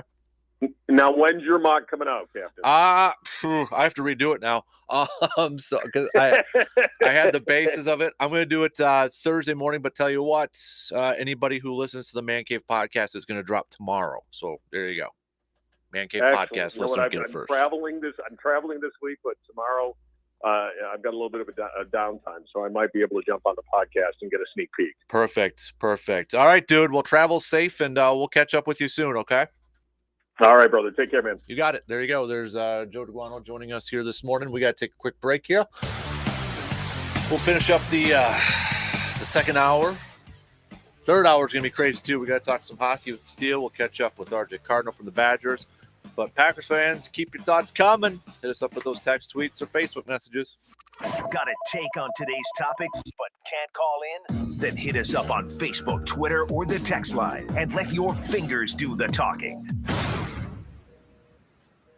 Hunters, are you looking for a brand new firearm to take with you to the woods? Or maybe you want to save a little money and are looking at getting a high quality used firearm? Whatever the case may be, if you're looking for a rifle for, say, deer hunting or shotgun for your turkey hunting adventures, look no further than Tilden Gun. Tilden Gun features a wide selection of new and used firearms. And if you're looking for a particular firearm, Tilden Gun will help you find that firearm for you. And plus, they have a wall of handguns for you to check out as well. And you know you're going to need some ammo, targets, cases, scopes, and other accessories too. Well, Tilden Gun has all the accessories you need to properly outfit your firearm to hit the woods. Tilden Gun has the biggest selection, all at the best prices in the Chippewa Valley. So here's what you do. You could visit tildengun.com to see what all Tilden Gun has to offer. And you can stop by Tilden Gun and check out their amazing shop and see what they all have in store. Visit Tilden Gun today at 12427 98th Avenue, Chippewa Falls. The Shoe Doctor is known for quality footwear. Remember, the Shoe Doctor can keep your feet comfortable during all the different outdoor weather and activities here in the Chippewa Valley. Work boots, casual shoes, sandals, and more from brands you trust like Keen, Merrill, Chaco, and Dansko, and that's just to name a few. Located on Claremont Avenue in Eau Claire, you can also visit them online at ShoeDoctorFootwear.com. The Shoe Doctor, quality footwear for work, sport, and fun.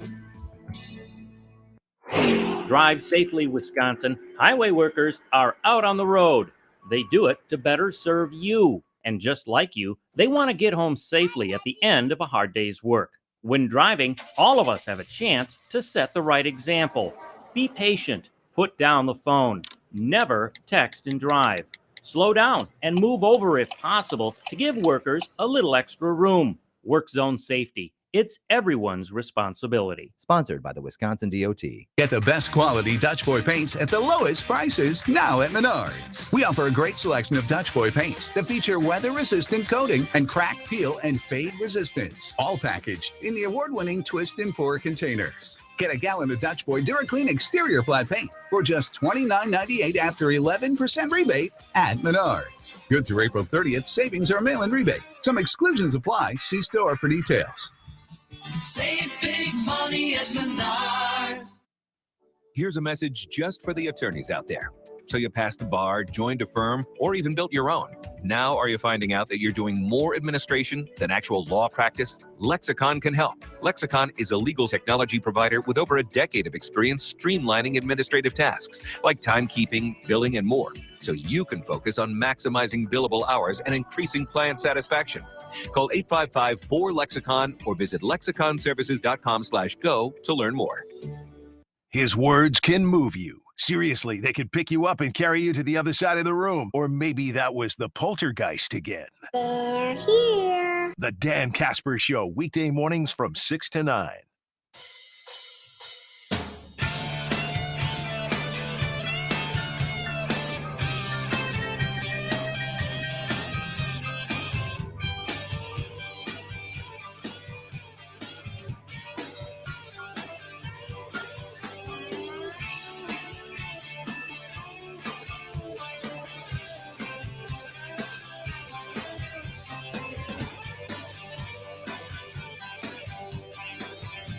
Just a couple minutes. Boomer Tone. Good morning, DK. Pretty excited that the trade is almost official. The Jets fan in my house already asked for a Rodgers jersey to replace her Favre one. I think the compensation is great for both sides. And once they trade Big Dave, we will be stacked for the 2024 draft. Boomer Tony, you got a Jets fan and a Cowboys fan in your house, man? Holy moly. And then yourself being the Packers one? Jeez Louise, that is a house divided over there. Wow. All right. Again, we only got about a minute to the top here. So quick recap.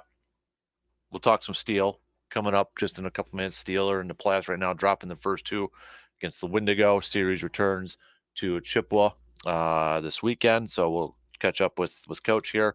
Bottom of the hour, we'll talk some Badgers, the launch, spring ball with RJ Cardinal.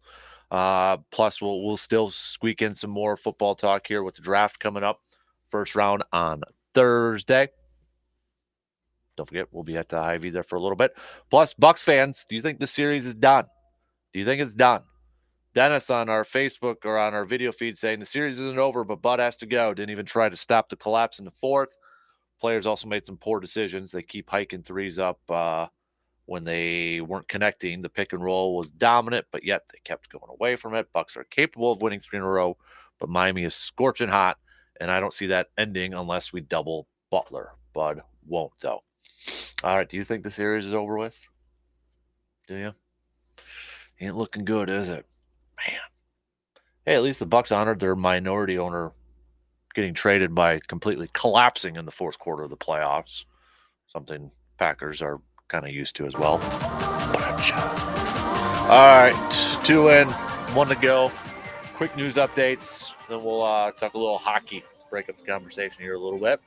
Then some Badgers chat. But keep your thoughts coming. What do you think of the trade? What do you think of what the Packers got in return? Hit us up, 715-830-1912.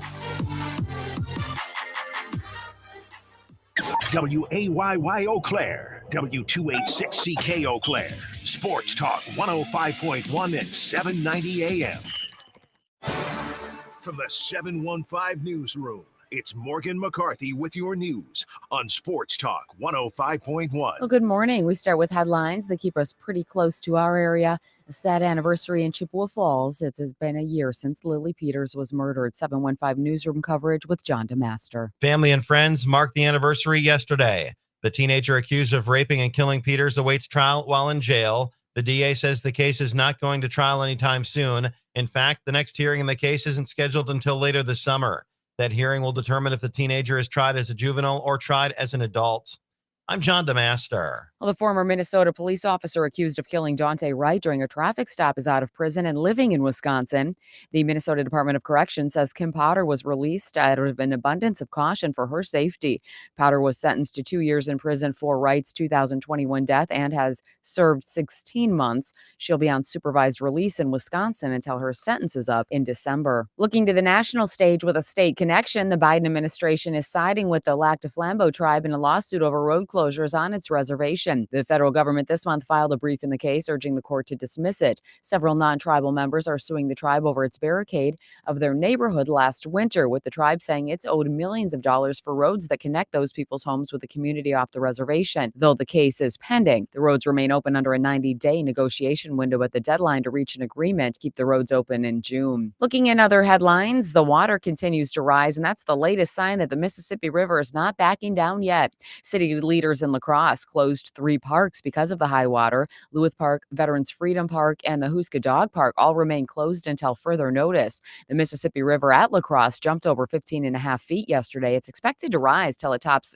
probably about 16 feet on Thursday. And the 80s are enjoying a pop culture resurgence. Watch out, stonewashed jeans. Get ready to tight roll. And what's going on with the hair? Business in front, party in the And back. it's not fashion. Shoulder pads, big hair, bright colors. They're not in the picture this season, but Vogue magazine says the mullet is. The short in the front, long in the back haircut is as fashion forward today as it was back in 1984. And it's not just for musicians and football players. We're all in for casual and business, and there's no denying America is having a mullet moment. I'm Bree Tennis, NBC News Radio. That's what happened this morning. I walked in the studio and it was kind of weird. Casper wouldn't look at me and I said, "But you having issues, buddy?" He said, "No, he was having." Is having a mullet moment. For Sports Talk 105.1. I'm Morgan McCarthy. Widespread sunshine will be on tap as we top out a little warmer than yesterday, getting into the low to mid 50s, however, still below average. A few clouds may filter in through the afternoon, but clearing back out tonight. Once again, dipping into the upper 20s for our overnight lows. Tomorrow, more sunshine, getting into the mid 50s before chances at showers head our way on Thursday. I'm Skywarn 13 meteorologist Mike Dandria. Want to stop engine problems before they start? Pick up a can of Seafoam motor treatment. Seafoam helps engines start easier, run smoother, and last longer. Just pour it in your fuel tank. Seafoam is available where automotive products are sold.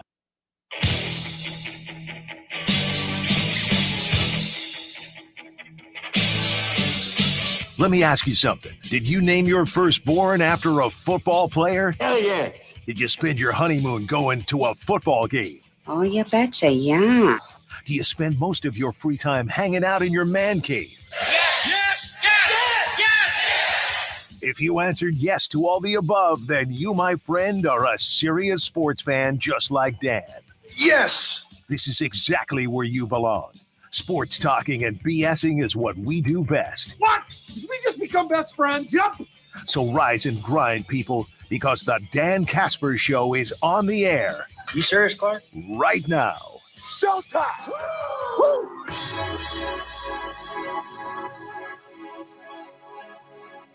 All right, third hour kicking off on this Tuesday morning of April 25th.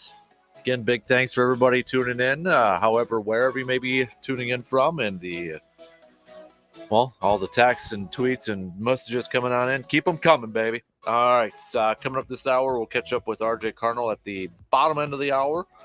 As the NFL draft coming up, we'll highlight some more potential Badger prospects and such, talk a little bit about spring ball and the launch. But we begin this Tuesday like we do every Tuesday morning, catching up with our good friends from the Chip Steel. Coach Casey is in this morning. How you doing, bud? All right. How are you? Relieved a little bit. Yeah. Now that that's things over. I know you're a Giants fan, so yeah. Are you kind of happy the Jets maybe spent a lot on it? Do you have a rivalry with the Jets really, since it's both New York and there, or not really? Not too much. I mean, it's hard to have a rivalry with someone that's not really ever winning, but shots fired, man. So no, it's you know what? It'll be good. I mean, I think it'll be fun to see him in New York, and feels like they did this one time before. Yeah.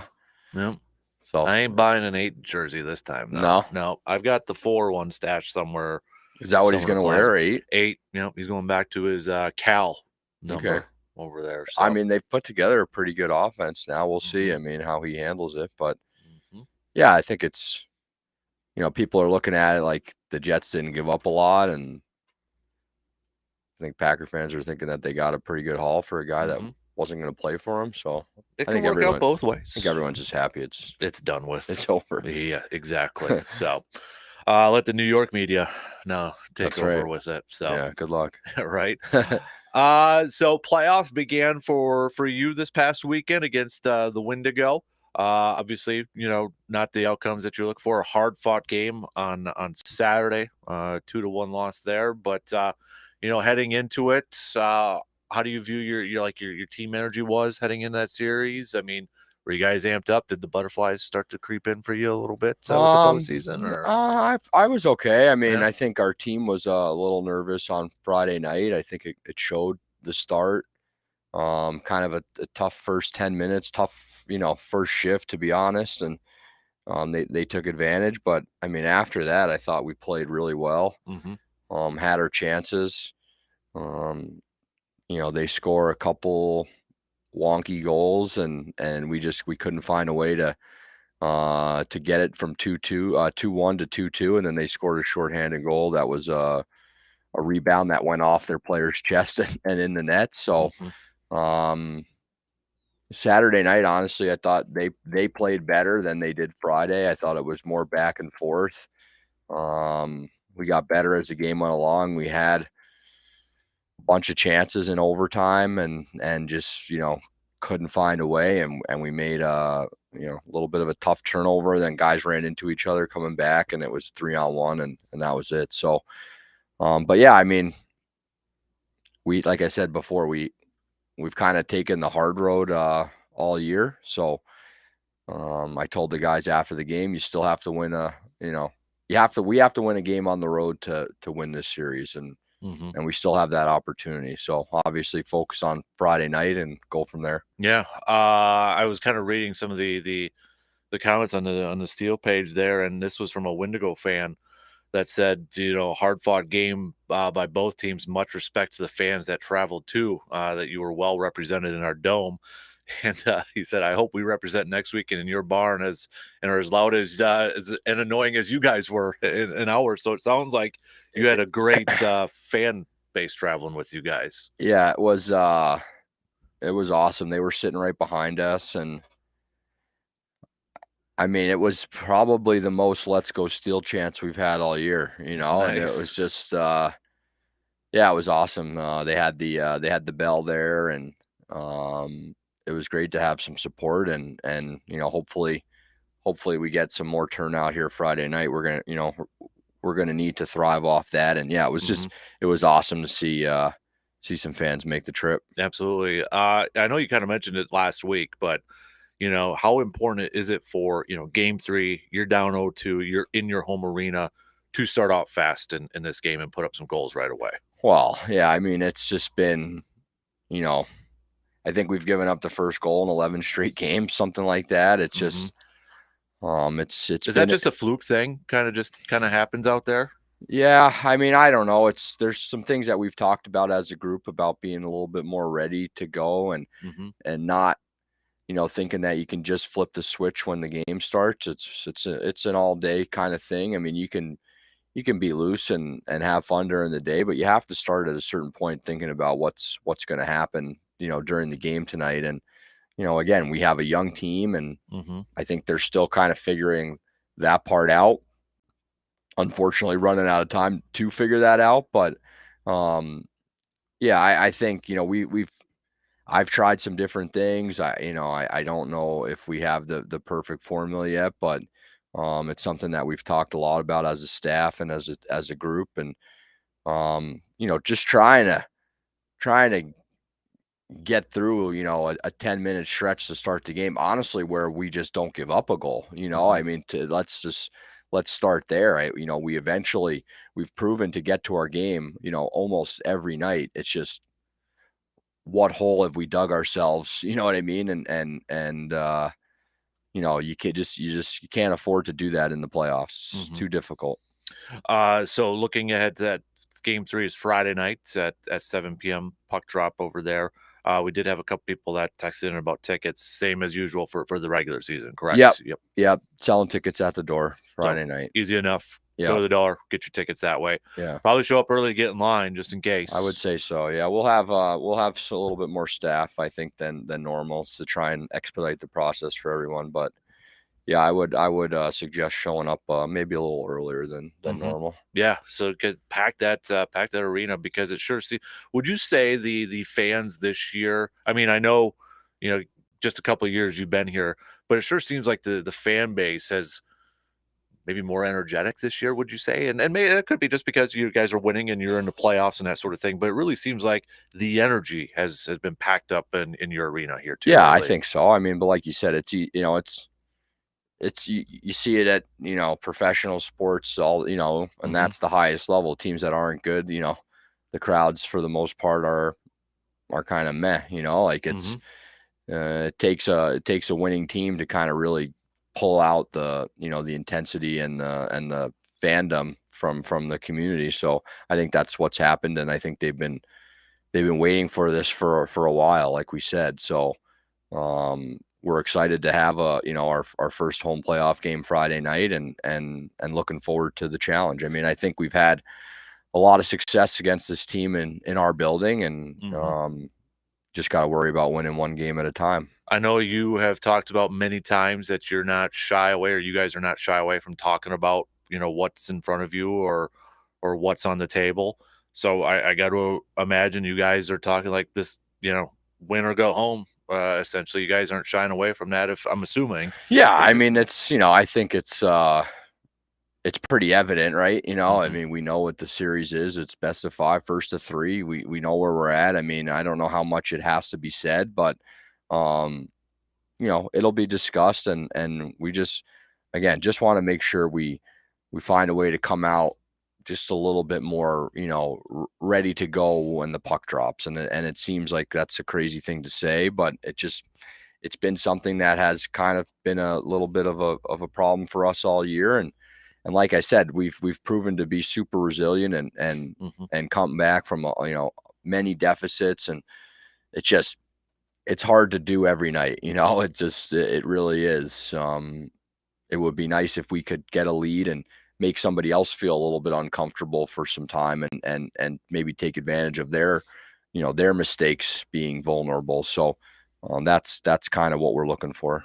And as you kind of mentioned too off the air, I mean, you've been in this position quite a bit, especially at the end of the season. I mean, you guys have kind of been here before, when you look at the end of your regular season, trying to win these games and get into the postseason here. So you've got that experience to kind of rely on a little bit. Is that something that you tell your team that too a little bit? Or yeah, I mean, I think just talking about, like we said, how, we've been resilient before. We've had our backs against the wall. It really is not anything new. The stakes are a little bit higher now, obviously, but again, they were high before. If you don't win those games, you don't even get this opportunity. So yeah, I'm hopeful that, again, we just need to take care. They did what they were supposed to do.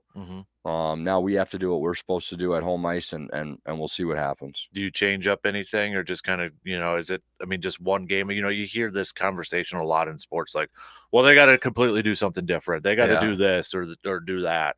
I mean, is that something that's kind of creeped in your head? I mean, are you of the mindset, like, we know what we already got to do, You know, Yeah. we already know, you've kind of already talked about it here. You don't seem like a guy that's gonna, panic or, freak out on, a little bit out there. You're very calm, cool, collective type of person. So, I mean, do you do something completely different to try to catch them off guard, or what's your No, mindset? I heading mean, I into think this? we'll, for the most part, we'll stay the course and try and play our game. Maybe a couple line changes here and there. The power play has obviously been a bit of an issue this season. So I think we're going to make, a couple adjustments there just to maybe try and simplify some things. But, yeah, I mean, we got here with what we did, how we've played. And I think, for us and for our team is just important to, the puck is just, you have to manage the puck in the playoffs. And I think, we've given up 6 goals, 1 empty net. I'd say 4 of the 5 for sure have been, a direct turnover from us that has led to a goal, and that's just, it's, that heightened sense of awareness and ability to not make big mistakes is exemplified in the playoffs, and we need to find a way to be better at that, or limiting those. Switching it up here a little bit before we kind of look ahead again to game 3 and wrap things up. I did see this a couple days ago, but you got a couple players who are ranked up there with the NHL Central Scouting rankings. Obviously, a lot of us know about Adam, in the net there. You got Caden that's on there a little bit. Can you explain, for some of our listeners, what the NHL Central Scouting rankings are? Yeah, so that was the final list that Central Scouting does for the NHL draft. So that'll be, the official rankings, for the draft coming up in whenever it is, end of July. Adam obviously been here all year. Caden was a tender of ours last year. He played a couple games for us at the end of last season and has played the whole year in Sioux City in the USHL. Is 20 goals this year as an 05, and I think he was the 3rd leading goal scorer for 05s in the entire league. So yeah, he's had a really terrific year. Happy for him. And yeah, so we'll see what happens kind of this summer with the draft. I think Adam was 6 for North American goalies. So yeah, it'll be really exciting for those 2 guys to hopefully I think Adam is a all but for sure. I think Caden may be a little bit more up in the air this year, but be really cool and exciting for them to hear their name called. Yeah, no doubt. I mean, is this something too that you use, like when you're looking at prospects or you're kind of talking, is this something that, kind of like, hey, we've got kids who, NHL exposure, look how well Adam's, probably going to get drafted, fairly high. Is that something as a coach and a general manager you kind of use as a, can we call it a recruiting tool? Yeah, I think so. I mean, we talked just about how we've had a lot of success with younger players and helping them get, I think for most of these kids, the realistic goal is that Division I commitment. I think, we don't want to go around, promising NHL draft stuff at this, this level. But I think we've proven to kind of find some of these guys that are overlooked or playing in different, obscure places. I mean, Caden was playing in Washington State, in a midget program out there, and was kind of, seriously under the radar as well. And came in last year. He had 3 points in 4 games for us, and we were hopeful to have him this year, but he got an opportunity and he's proven, I think he had 31 points this year as a 17-year-old kid in that league is really impressive. And that's why he's, he's on that list. So yeah, I think it's, it's just a little bit more of a feather in our cap as far as, the ability we have to identify guys that are maybe, like I said, under the radar and help them get to where they need to be to get, Division I opportunities. And obviously anything further would be super gravy on top. Right. Absolutely. So, okay. Game 3 coming up Friday. Let's just face it. We're all humans, and they're humans. You're human too. There's probably going to be some nerves, there's going to, like, what's your message, or how are you going to try to keep the kids calm? I'm calling them kids. Yeah. But they're like, kids. because let's, facing elimination, Yeah. there's going to be nervousness coming through it. Is there anything you can do to try to keep them calm, or is it just, like, hey, it's going to happen, embrace it. Yeah. Once you hit the ice, once it goes, it's going to go away, and just play hockey. Yeah, I think, we said it. I said it last week. If nerves are a good thing, it means that it is important and it matters, and it's that's why you're doing this, right? Like, at the end of the day, we don't have anything to lose. We just got to go out there and play and see what happens and leave it all out there. It's this.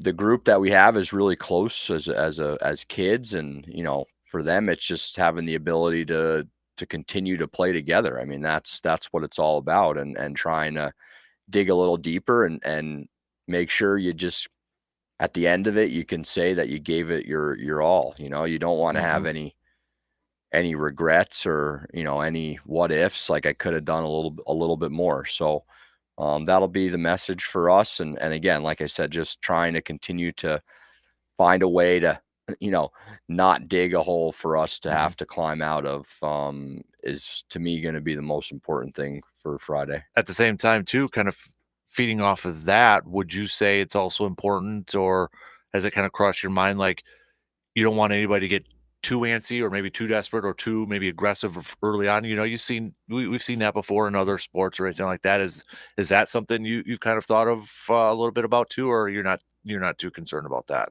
Yeah, I mean, it's funny. We've talked a lot about trying to, like, jump right in the pool at the start of the game, and maybe that's I can't help but think about the things that I'm saying and how they're translating, right? I mean, maybe for us it's to kind of inch our way into the pool a little bit to start the game and not get crazy and not try and do too much right away, and allow us to kind of feel our way into a game and feel comfortable, and then start to push a little bit and build as we do that. I mean, it feels like we want to come out and score right away, and we kind of forget about playing in our own end and taking care of the puck. So yeah, I mean, there's a lot to consider and think about for us for Friday, but again, it's just making sure that everybody is as focused as possible and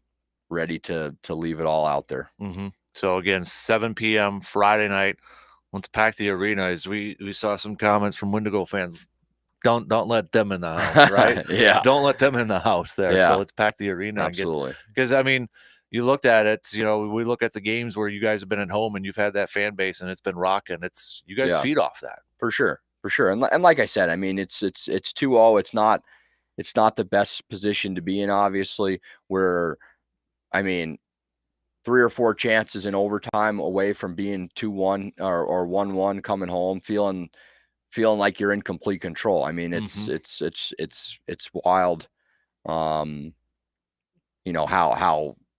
one bounce or this or that, completely changes everybody's outlook or opinion. To me, it doesn't really matter. Like I said, they did what they were supposed to do. They won at home.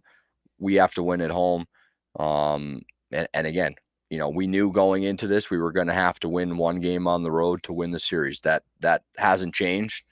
We just have to take care of business. And when you guys win Friday, notice how I said when, it'll be Saturday, then right away for game 4. Correct. Over there too. So, and then game 5 will be back over at the Wendigo, and then Sunday. I'm sure you'll get, it's Sunday right away. So Yeah.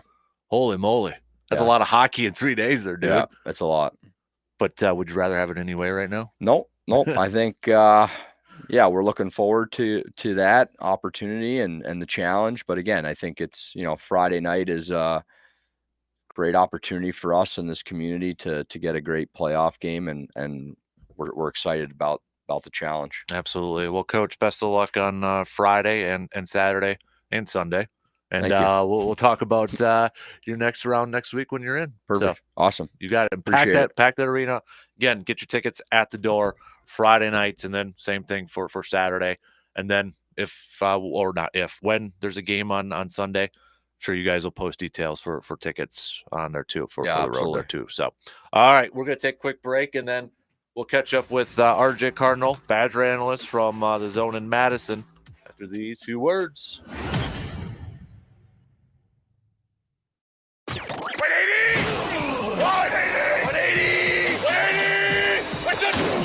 The Dan Kasper Show will be right back.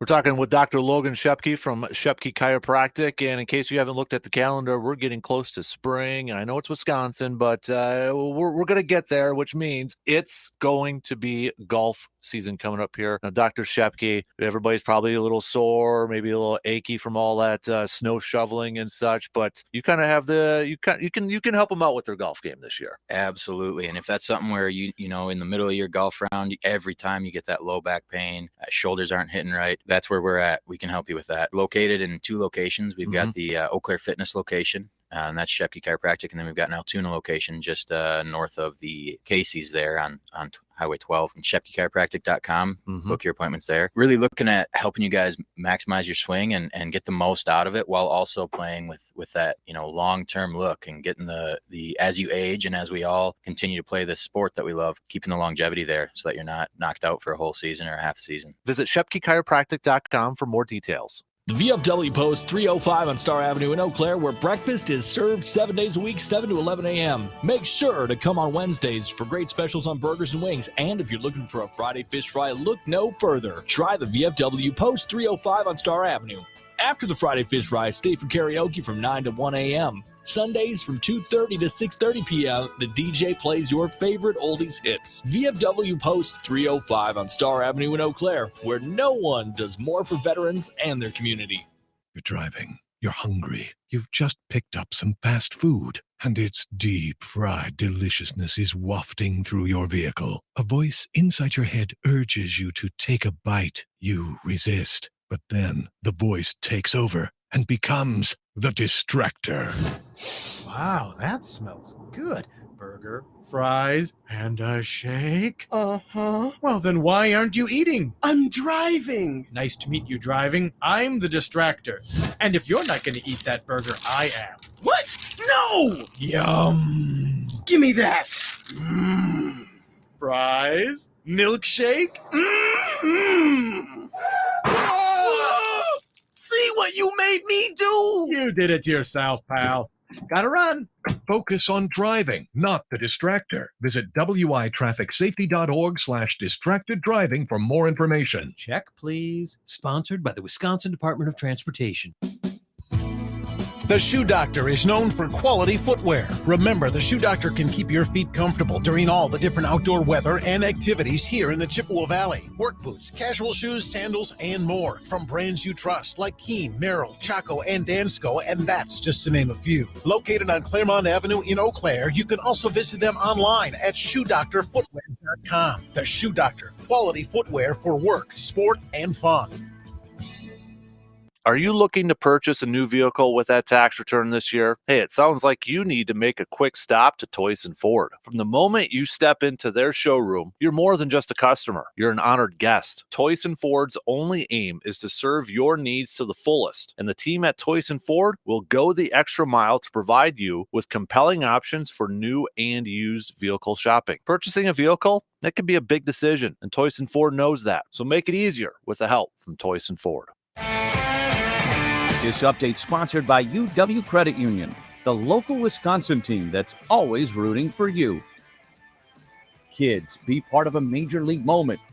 Every Sunday home game, 9 lucky kids ages 6 to 13 will appear on the field during the national anthem. Pick up an entry form at your local PNC Bank. UW Credit Union, here for every you. Join today. Not only can you listen to your favorite radio show in the world, but now you can watch why everyone says Dan has a face for radio. Watch the Dan Kasper Show live on Facebook, Twitter, and YouTube. Weekday mornings from 6 to 9.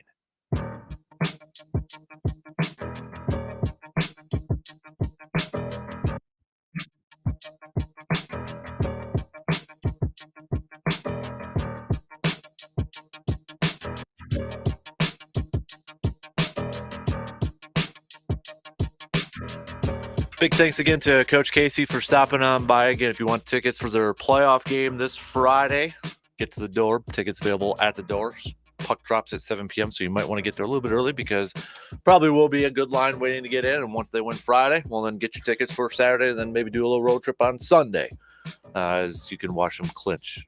Fingers crossed that they can get that done. So best of luck to the Chip with Steel this weekend as their playoff series continues against the Wisconsin Wendigo. Let's talk some Badgers with our dude, Mr. R.J. Cardinal, here this morning. So, R.J., before we get to a little draft talk here, spring ball launch going on this past week. I saw some reports, maybe Tanner Mordecai didn't look that great, or hopefully nobody's really overreacting to anything like that. But your general thoughts from what you heard or witnessed this past weekend. Well, it does appear the offense has a little bit more way to go in terms of being all on the same page. I think what we saw first live goes, at least that the majority of us have seen. The timing and stuff just isn't there yet. There's a couple plays that, for one reason or another, who knows whether the wide receiver wasn't in the right place or it was just an underthrown ball. But that 3 interceptions out of Mordecai. Braden Locke looked all right. Evers had at least 1 interception. I'm trying to remember here. Overall, it was a day won by the defense, and I don't think anybody is really that surprised by that portion of it. It'll be interesting to see. Still have 2 more practices left, so you got one probably happening right now, and then another one Thursday. So then your spring ball is done, and we'll wait for fall camp for another month long of practices to get ready for September 2nd. Yeah, I know. Would you say the attendance wise, it kind of maybe surpassed expectations or kind of hit the mark and such? Well, judging by the pre-game quote unquote sales of free tickets, 20,000 plus were purchased, and about 10,500 showed up.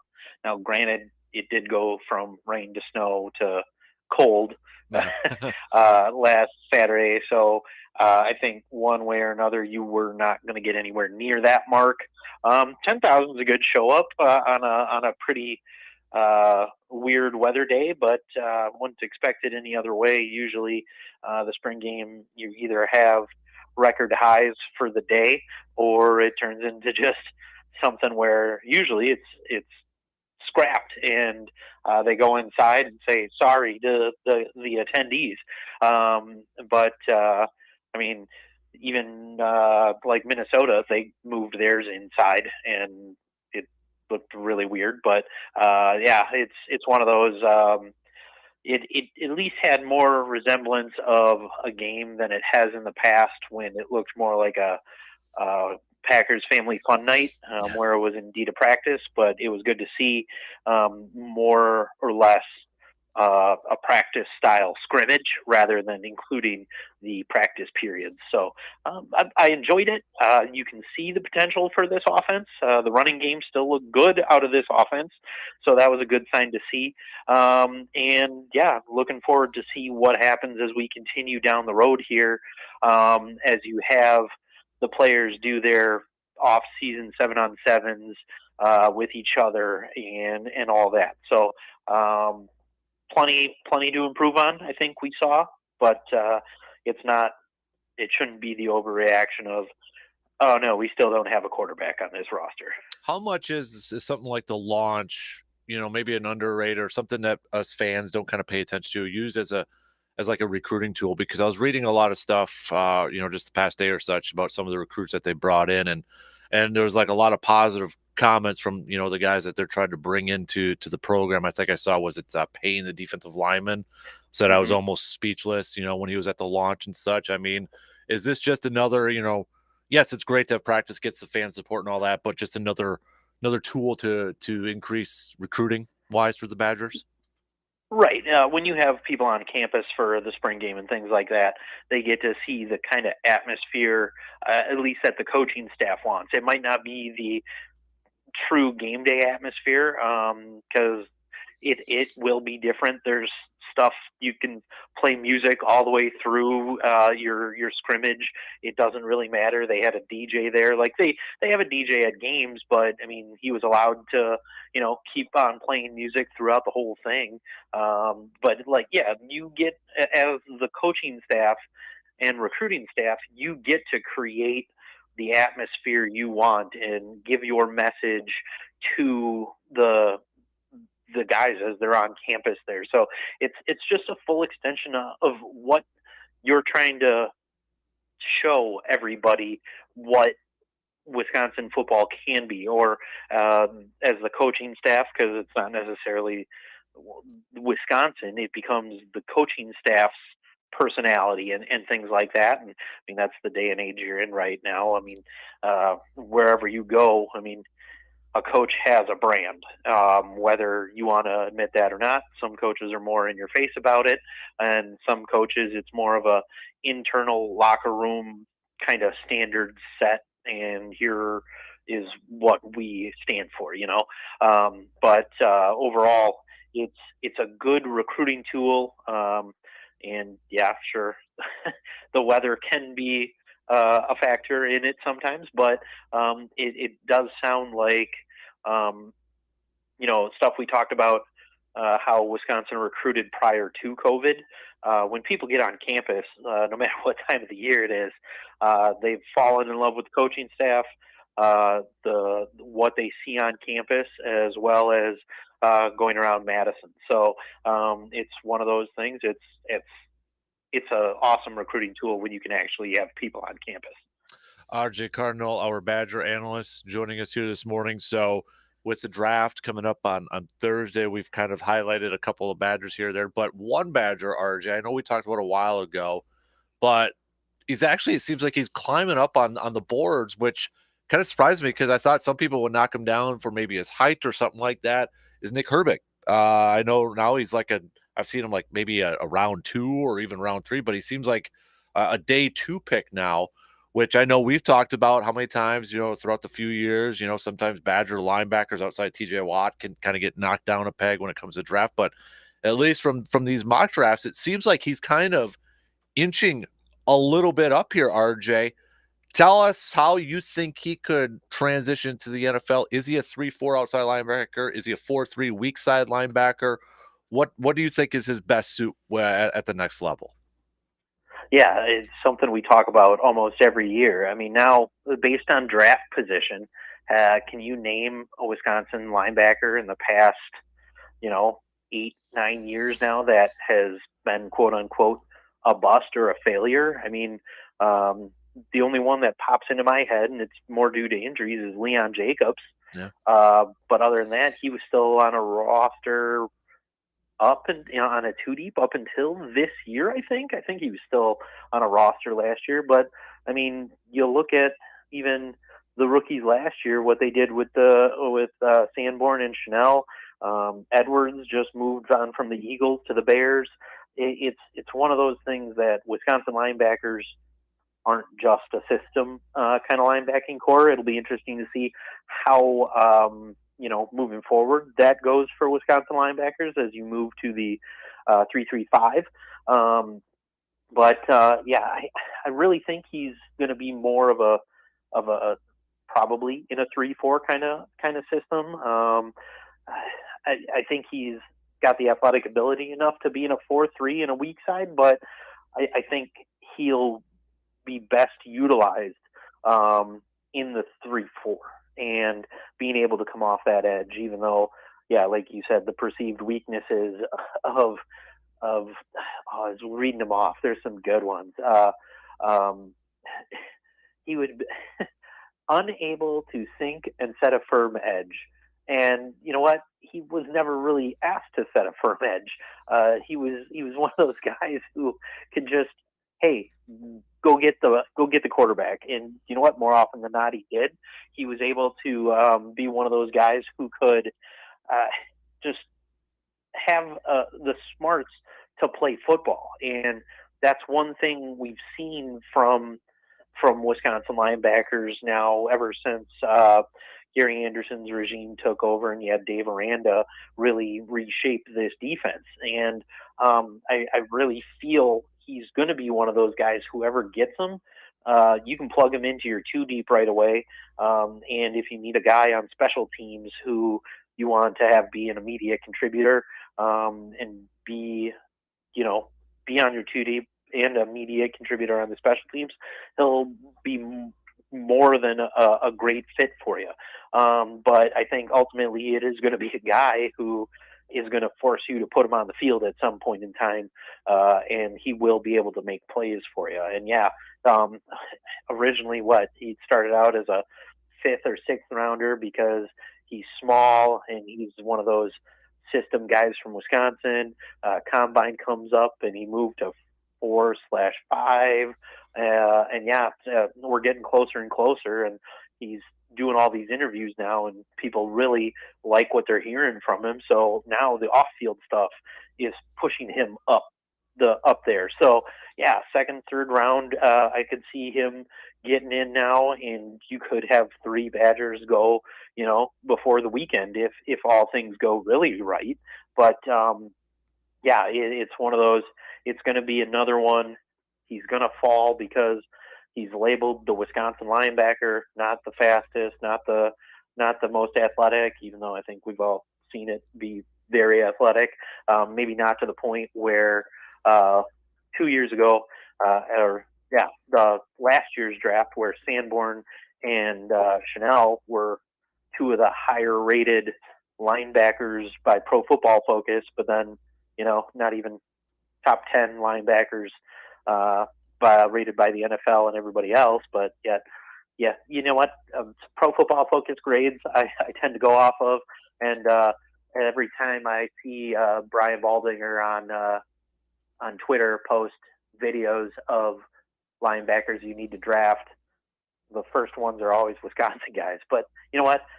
Let's not think about people who actually played the sport and were GMs and all that kind of stuff and how they grade it.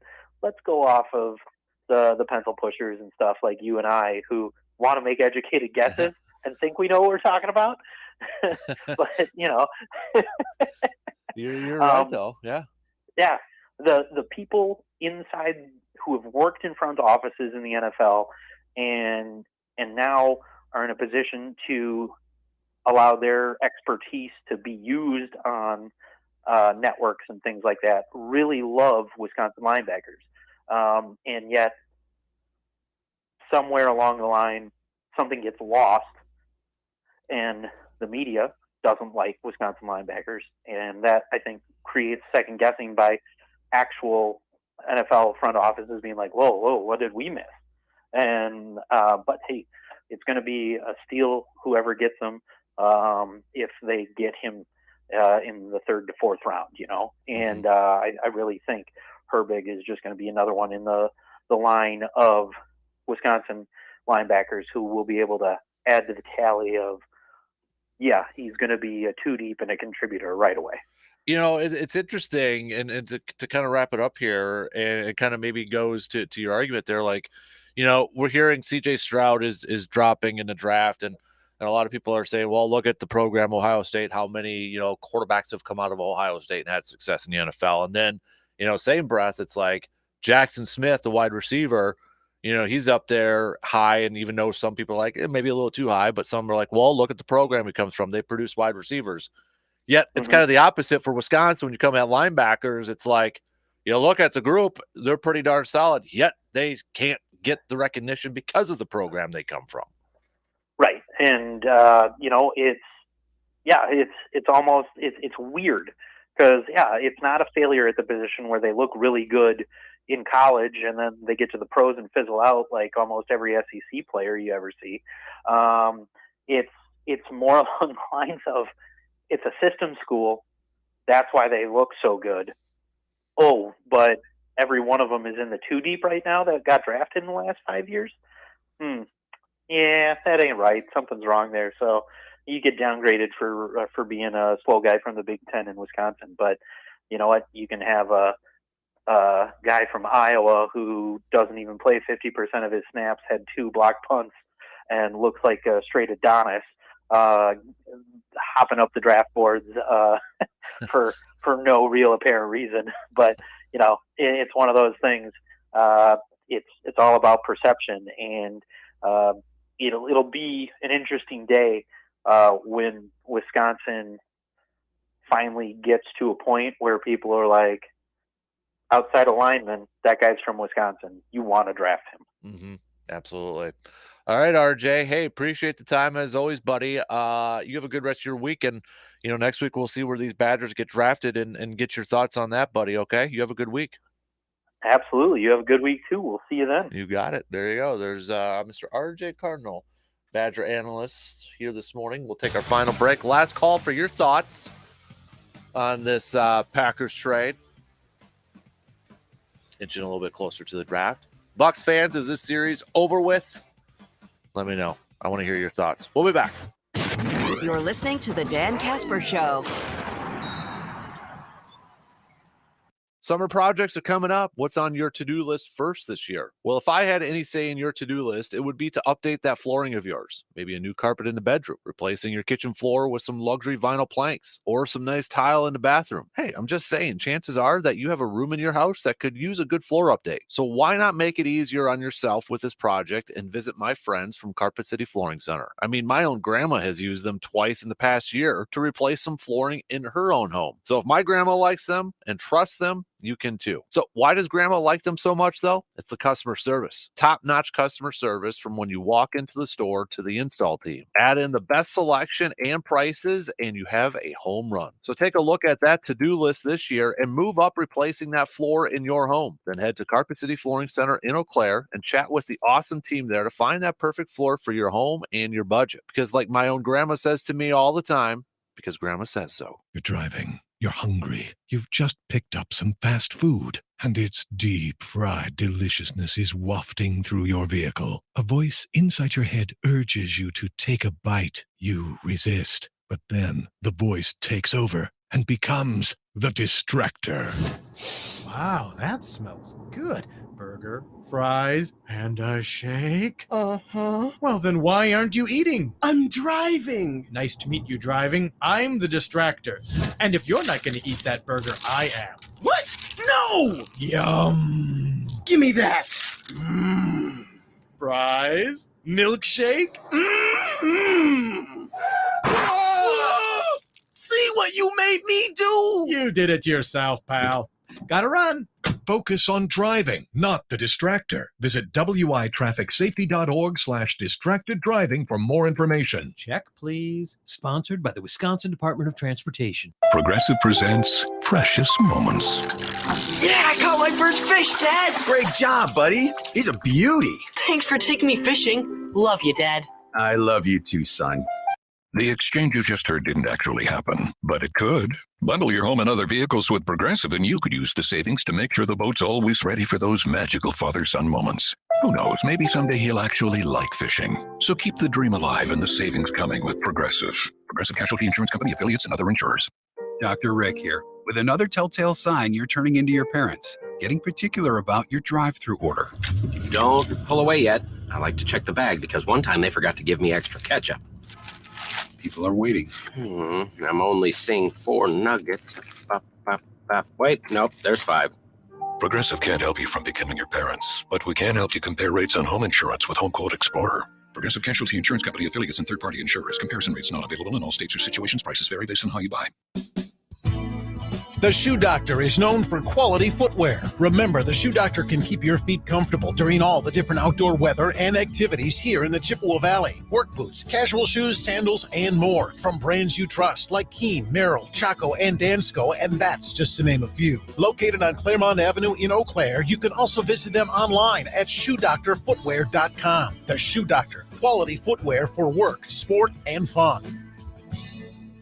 ServiceMaster of Chippewa Valley is your local expert when it comes to fire and water damage, carpet and air duct cleaning, mold remediation, and trauma. They're when you need them, 24 hours a day, 365 days a year. Trust comes in the yellow truck. Learn more at ServiceMasterChippewaValley.com. Want to stop engine problems before they start? Pick up a can of Seafoam motor treatment. Seafoam helps engines start easier, run smoother, and last longer. Just pour it in your fuel tank. Seafoam is available where automotive products are sold. I'm Howard Mackler, founder of Innovation Refunds. You've heard me talking about the payroll tax refund for months. If you own a business, even if you've asked your CPA about this, you owe it to yourself to take another look. We provide a licensed and insured tax attorney who evaluates your company at my expense to determine eligibility. Businesses of all types can qualify, so go to getrefunds.com to potentially get a payroll tax refund of up to $26,000 per employee. Download the Innovation Refunds app or go to getrefunds.com, getrefunds.com. Because you have high standards and won't settle for anything less, like your wife did. It's the Dan Kasper Show.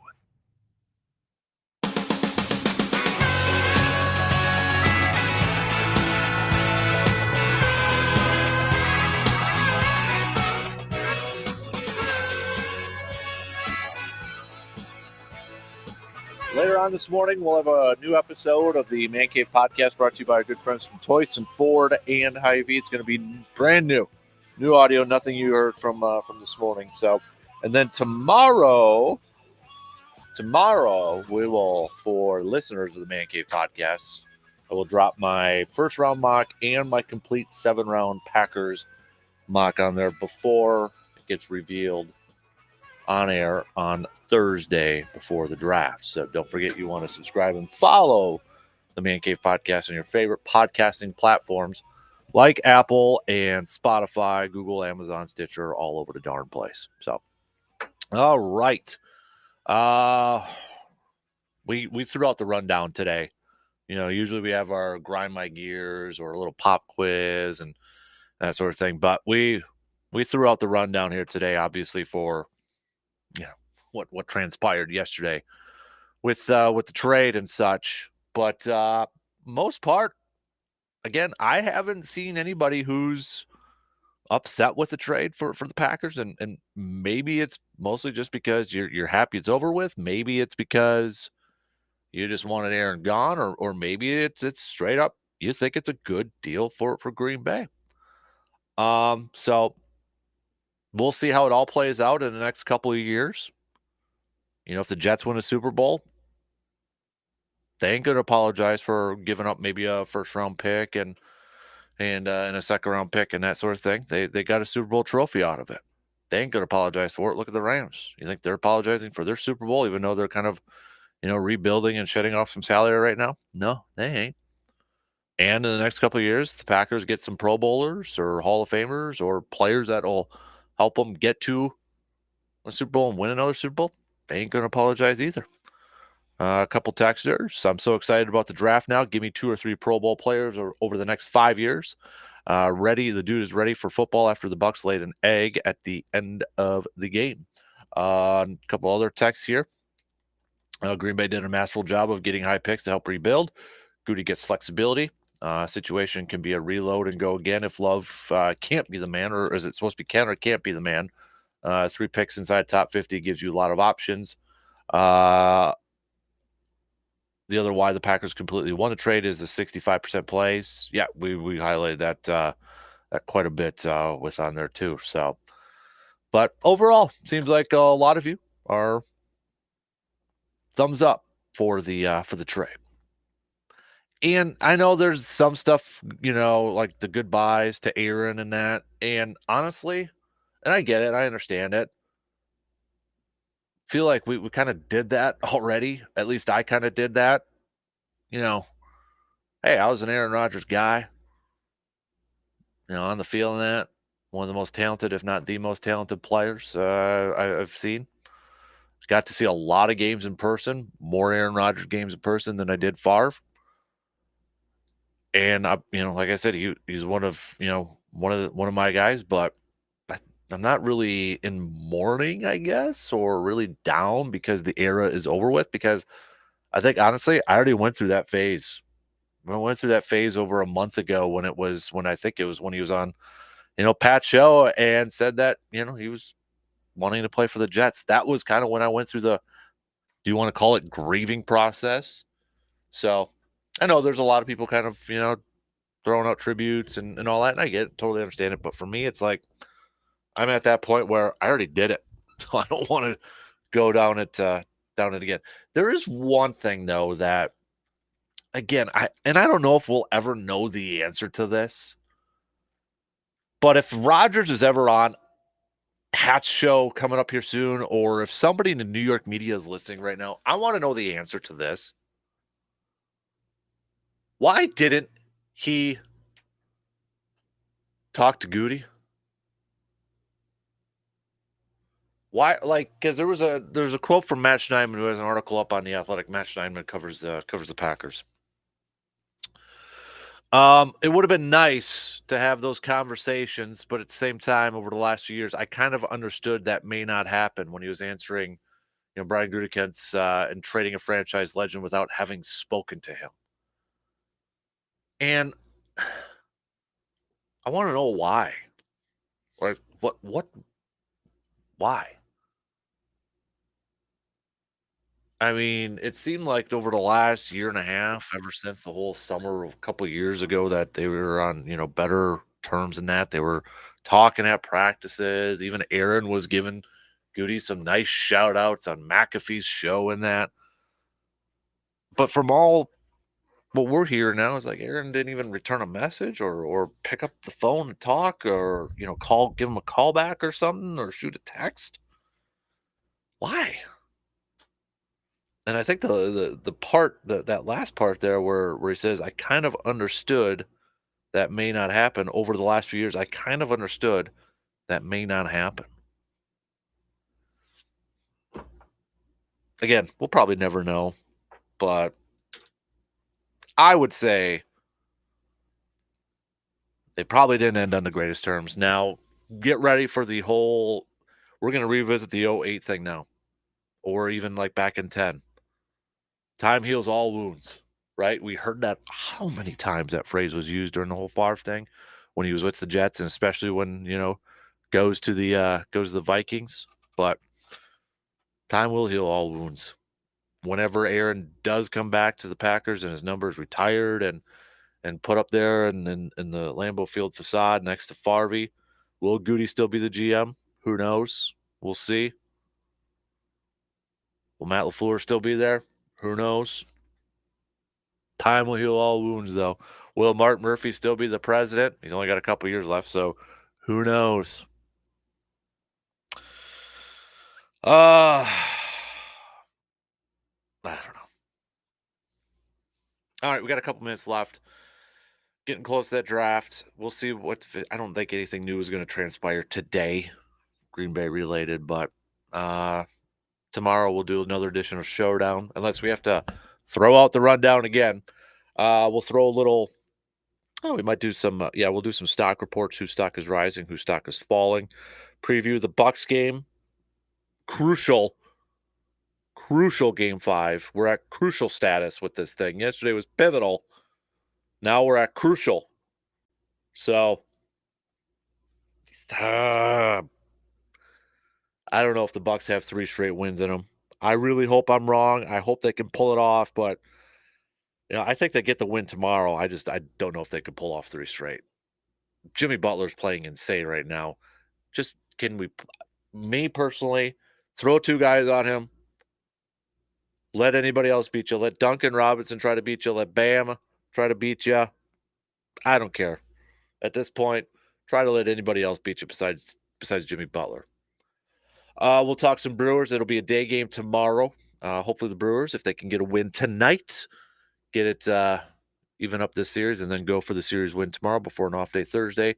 And what should be, I think, an exciting weekend series for Brewers fans to see Ohtani and Mike Trout and such. The Angels coming to town. Don't see that too often.